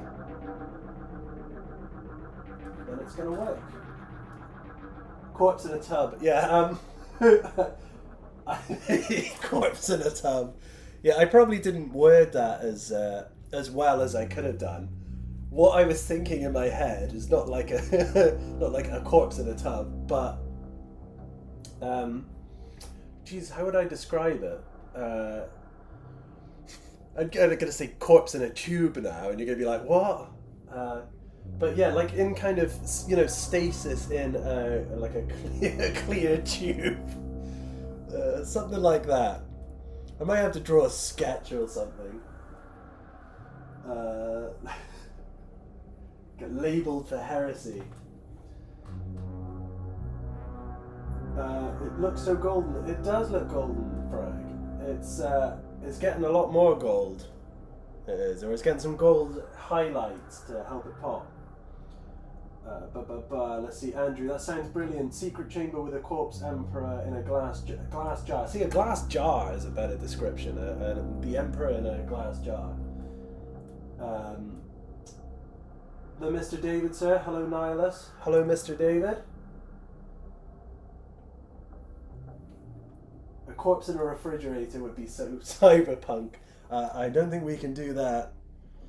But yeah, that's, you know, so going back to it, that's the only other thing that I was tempted by is having a sort of secret room at the back.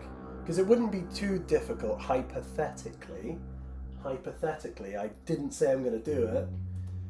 Kind of making another level at the back, and then, you know, a little chamber and what have you.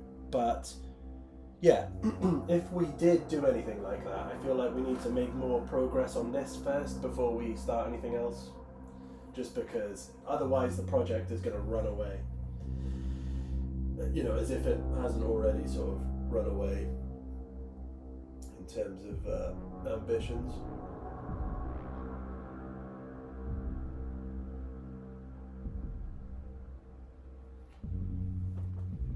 And again, the main thing is I need to finish it just so I can maintain my sanity and maybe work on something else before I turn 40 years old. You know, I don't want to be working on this when my grandkids are running around. Cray Dragon, the Emperor probably enjoys a good soak from time to time. Well, I don't know, I wouldn't want to smell him, and I wouldn't want to be the one who cleans him. Someone's got to go up to that throne and just like gamp rag him down. Also good to see progress on this. It's been a while since I've seen an update. Yeah, to be fair, Cray, it's kind of it's my that's all on me, that is. I did get a video up 2 weeks ago, but I sort of mentioned that one of the reasons I want to run the streams again is because it's almost less pressure. So I can just work on things as and when and kind of hang out with you guys. as opposed to setting myself that kind of strict, you know, sort of strict guide rails for making videos because you've got to be, you know, to make it, to sort of stay visible, let's say, you know, to stay in the algorithm, you kind of have to be uploading videos like every 2 weeks or less than, ideally. And I do find that hard to do because obviously there's the whole making decent progress to make a video, firstly, and then there's editing and me trying to bumble through a script. So I feel like with a few more of these, I don't know, it just, you know, kind of takes the pressure off. Forgive me for repeating myself.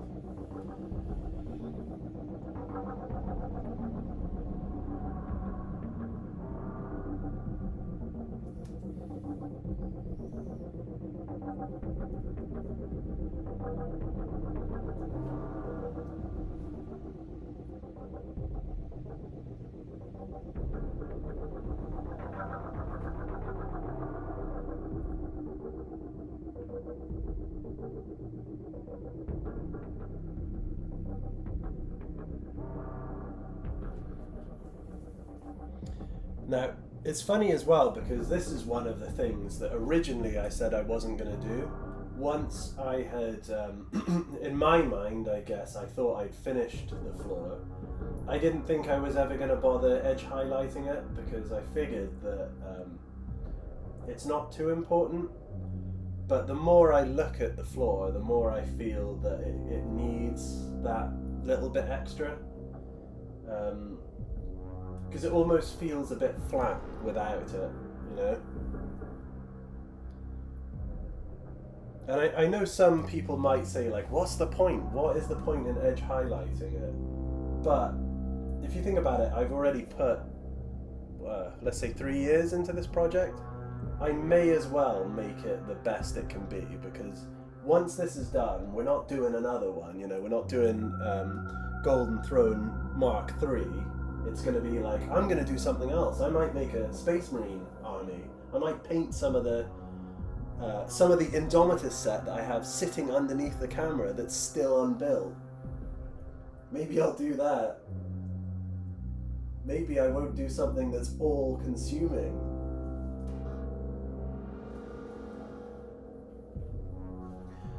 Fragai, aren't the custodians standing near the Emperor the ones with the burnt golden armour? They are, and there is going to be a few that reflect that. When I done my first, I don't know if many of you have seen the first diorama I done way back when, sort of, when I don't want to say when I was getting back into the hobby, but when I started making like dioramas and stuff. You know, I made my first one based on John Blanche's 3rd edition art of the Emperor, and it was brought up to me because it wasn't something that I actually was aware of at the time, was the sort of power the Emperor exudes burning the armor. So I never painted it onto the custodies that are in that diorama, and I think this time around I'd like to take the opportunity to do that. So what I'll do is some of the custodies that are going to sit at the top of the build, I'm going to, you know, add some of that scorching to the back of them. I've heard some people say that like the armor gets completely, you know, ends up completely jet black. I don't think I'm going to do that. I think I'll make it, you know, I'll make it obvious that there is some power coming from the Emperor, and I'll paint the back of the armor, but I don't think I'll do the front as well, you know. So yeah, basically it's going to be present in this diorama.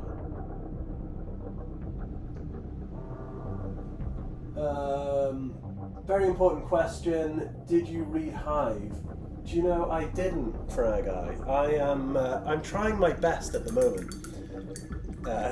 Funnily enough, I am a really, really slow reader. And I just happen to be a really slow diorama maker too. But I didn't. It was one of the books that the artwork has intrigued me. And eventually I would like to read it, whether that's an audio book or me actually buying a copy of the book. I would like to read it. Is it? I'm guessing it's good. I'm guessing you've read it and it's good. Recommendations are always welcome here as well. A little bit of a tangent here. I have fairly recently started working my way through. Oh, why has my brain stopped? Bear with me, my brain has stopped.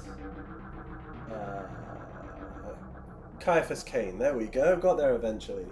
I'm working my way through the Caiaphas Cain novels as an audiobook. And they're fantastic. I've been sleeping on them and they're fantastic.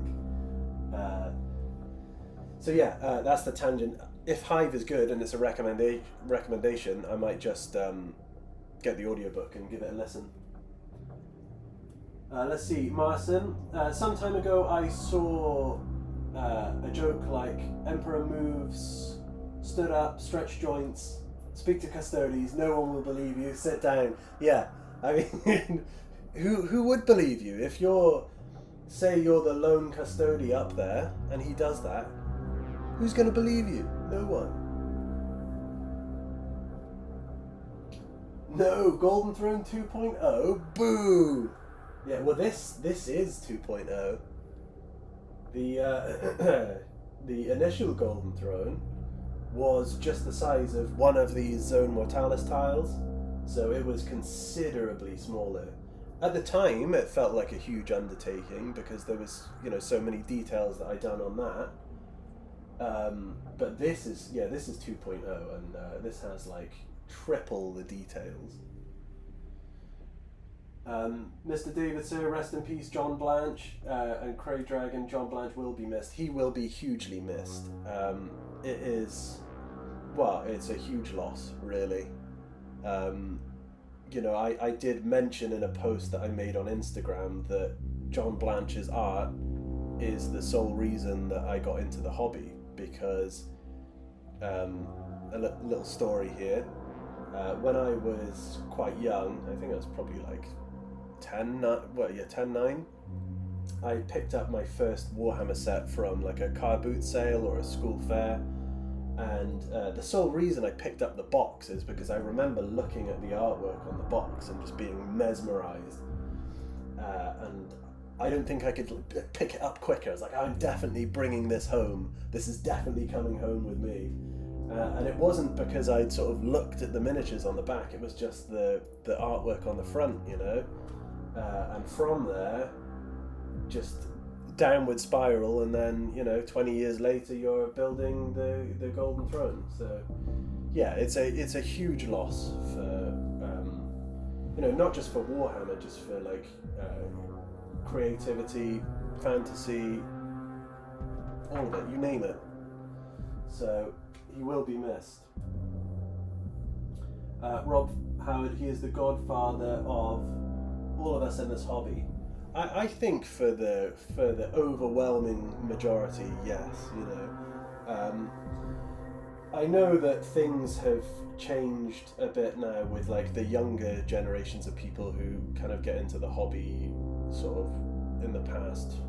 Maybe like I'm trying to think of when John Blanche left Games Workshop, because it doesn't feel like it was that long ago.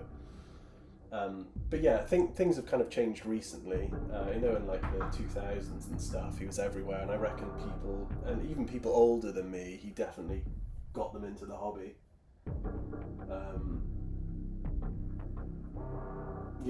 It was definitely it's definitely a huge loss.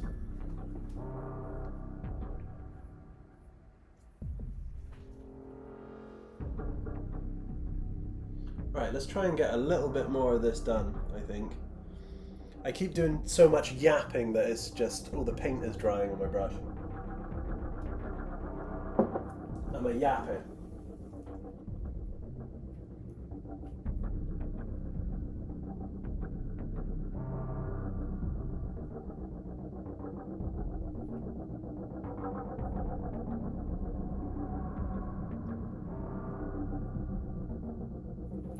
appreciate you guys joining me though. I did think it was going to be a shit first stream back. I was like, I know what's going to happen. I was thinking it's just going to be me here and I'll have like one other person and the person won't like the project. And that'll be that, and it'll be an awkward couple of hours. Because for those of you who missed it, I did have I had someone have a grumble at me on YouTube about working on the project and complaining that it was taking too long. So yeah, that could have been an awkward stream with one other person who doesn't like it. Absolutely, Andrew. A giant. He was a giant.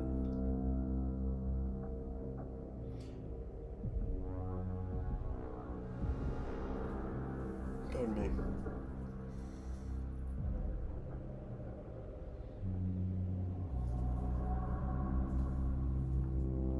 One of the interesting things, actually, that obviously has come up in the wake of John Blanche's passing is lots of people sharing their, the pictures that inspired them and the artworks and everything. And it's given me this kind of desire to go back now and look through some of my, I've got a good copy of the 3rd edition rulebook, and it just makes me want to go back and look at all the art that's in it.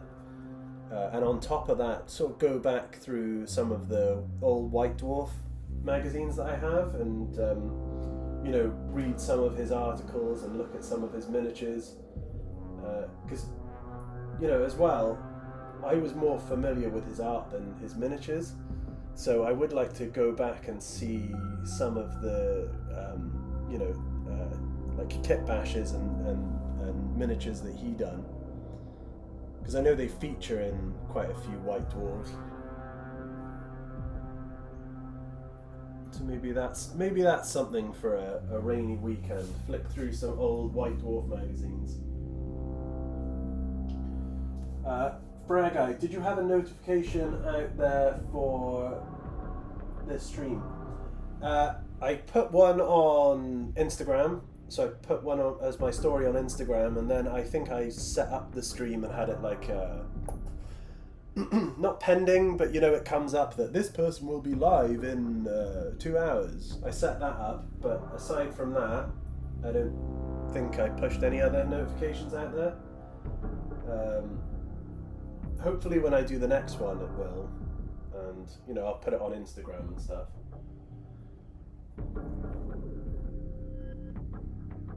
Okay, I keep losing my place now. I started off really well, and now I just keep losing my place because I'm yapping.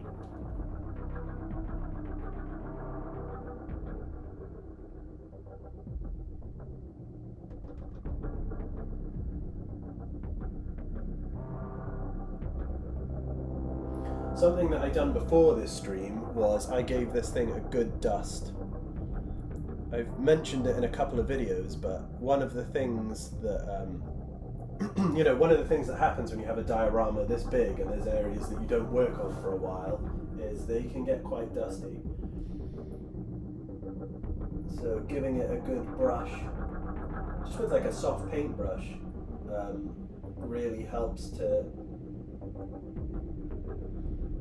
Well, it stops the dust getting stuck to your paint, and then you end up with that kind of textured nastiness. The only texture I want on any terrain is intentional texture. I don't want all nasty dust particles.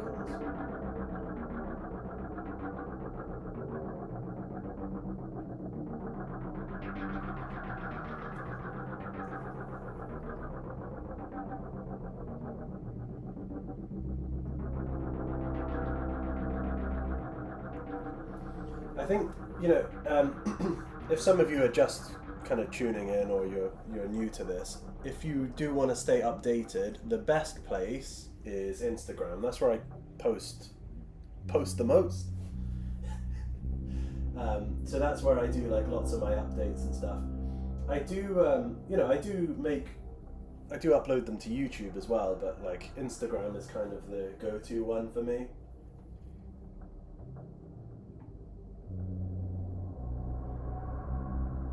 It's kind of funny as well because Instagram used to be about just kind of pictures, you know. So I used to take pictures of what I was working on and post it and share it that way. But now Instagram doesn't really like it when you share pictures. It much prefers like locked in algorithm stuff. So maybe 30-second video, keep someone locked in for a bit, scroll on to the next. It's definitely prioritized video content, like short form video content over photographs, which is a bit of a shame, really.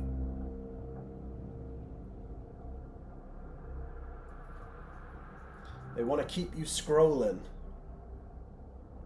Do some hobby instead.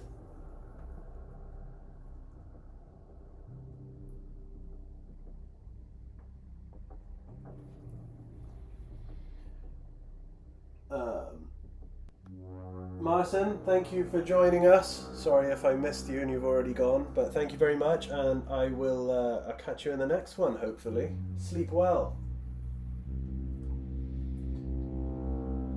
Big Brain, what's going on in this stream? You're watching someone edge highlight a huge diorama, essentially. It might be a bit boring if you're not into Warhammer, or it might just be a bit boring. Could be either.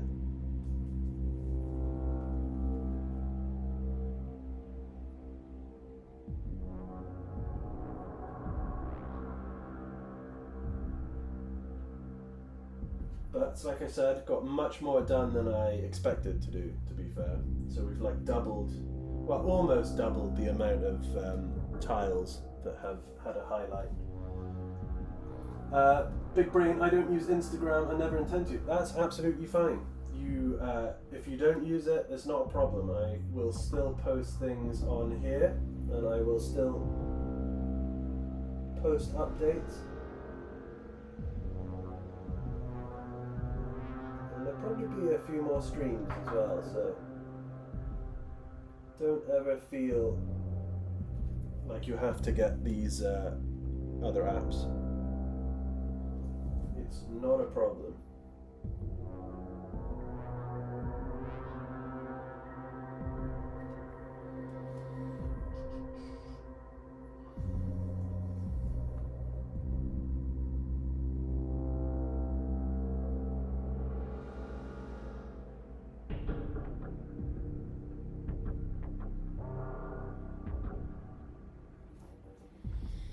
I think one of the next streams is probably going to be, I want to say more of an interesting one, just because when we do those cables, you know, you'll see the change quite drastically, I think. So that's probably going to be the next thing we do. I can see myself working on this edge highlighting also when I'm not streaming, because it feels like the natural daylight is a little bit better for doing this than the artificial lights. And then we can do some cables in the evening.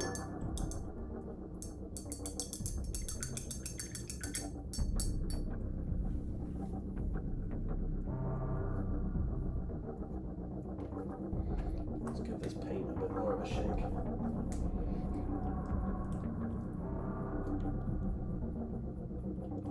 But yeah, it's been good. It has been a successful stream so far. I don't even know how long we've been on for. 2 hours.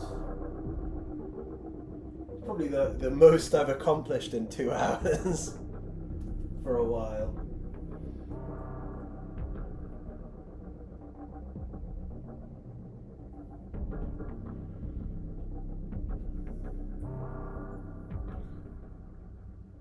Paint on myself.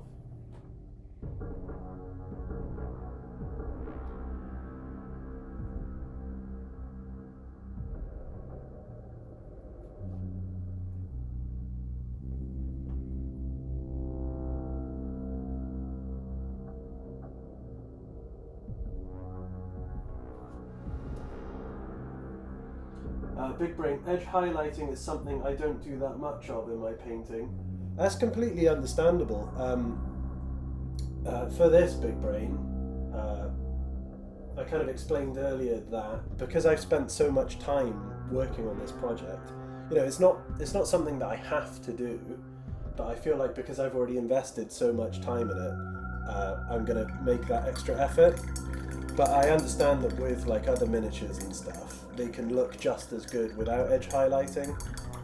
And there's lots of other methods for painting now, isn't there? I know that some of them get a bit of stick, like slap chop gets a little bit of stick.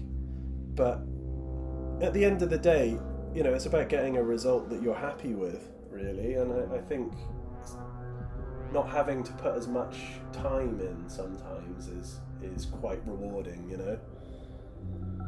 So, fair play. If you don't want to edge highlight, you do not have to. And it is the first time. It's not the first time I've edge highlighted, obviously, but it's the first time in a long time that I've done proper edge highlighting anywhere near this scale.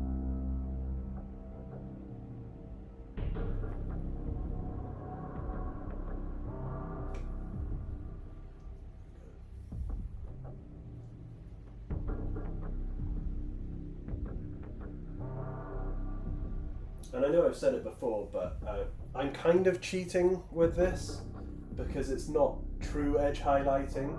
Since the floors are already a bit worn, I've got a sponge and kind of stippled on some chipping. I'm being selective with the edge highlights just to kind of make it pop a bit more. I'm not meticulously going over every corner and every edge. So it does make things a lot easier. I remember discovering your content earlier this year and binged your whole backlog. Well, thank you very much, Brian. Brian. I keep wanting to say Brian. My dyslexic brain's like, he's Brian. Yeah, back on track. Thank you very much for watching. As I said, we're going to have more of these streams, so depending on how interested you are in, streams and stuff, because obviously they're much slower, you're not going to see that progress kind of instantaneously. Feel free to sort of tune in when we're live. But yeah, I appreciate that. It's very cool of you to watch my older videos. Even I don't watch my older videos. I feel like some of them are probably a bit some of the really early ones I feel like are probably a bit shit. So if you got that far back, more power to you.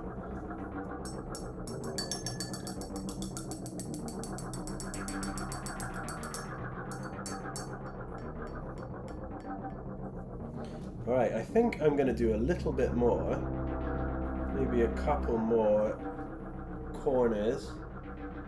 And then I think I'm going to call it an evening.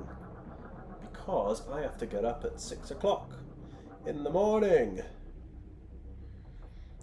Fun, fun, fun. But, I don't know, I might run another stream tomorrow evening. I know Friday isn't always a good day for people.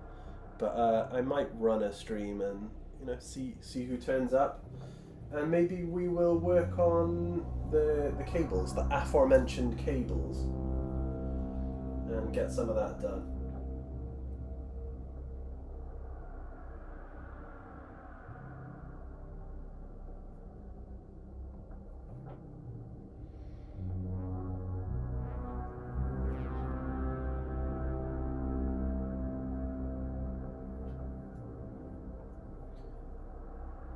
My name is Christian, but I don't like hearing it in English. Oh, I see. That's fair enough. I won't say it. I assume you are not from England then, judging by not wanting to hear it in English. That could just be a huge assumption.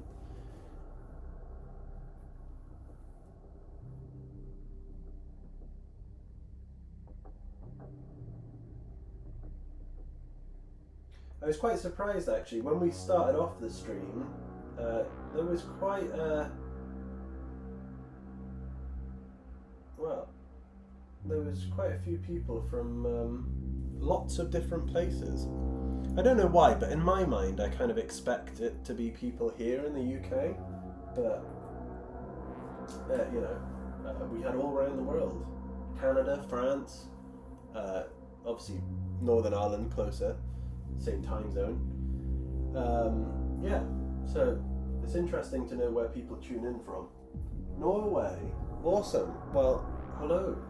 Hello over in Norway. Or should I say up in Norway?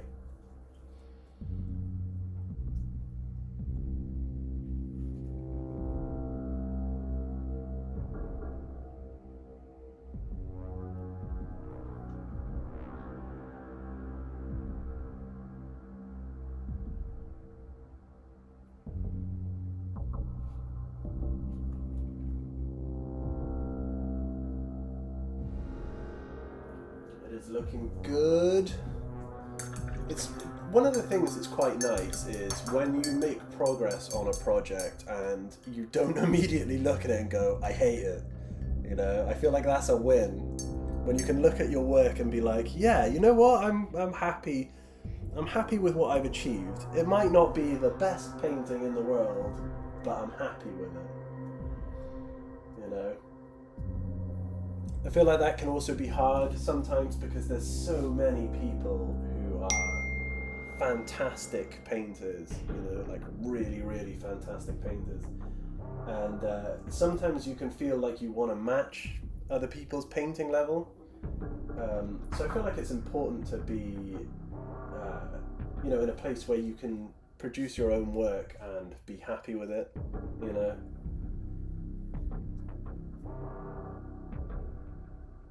South Germany for a guy. You know what? I never even guessed where you were from. To be fair.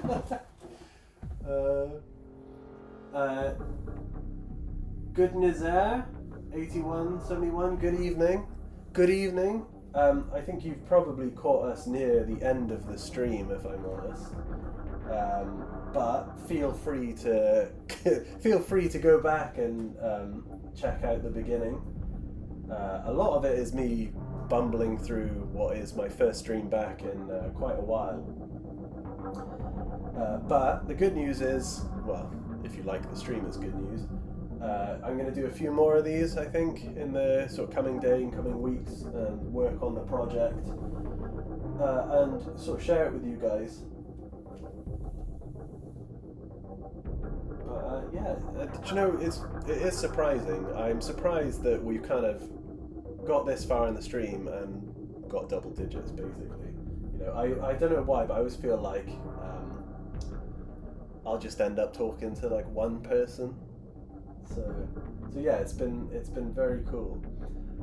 Sort of to round off, I guess, what I'm going to do is tomorrow, when it's natural daylight, what I'm going to do is take some photos, just so you guys can see. Again, it's not like a huge amount of progress, but it'll give you guys an idea of how, you know, a bit more of how the edge highlighting has affected the process. And I'll put it on. I'll try and remind myself, for those of you, big brain, who don't use Instagram, to put it on my YouTube account.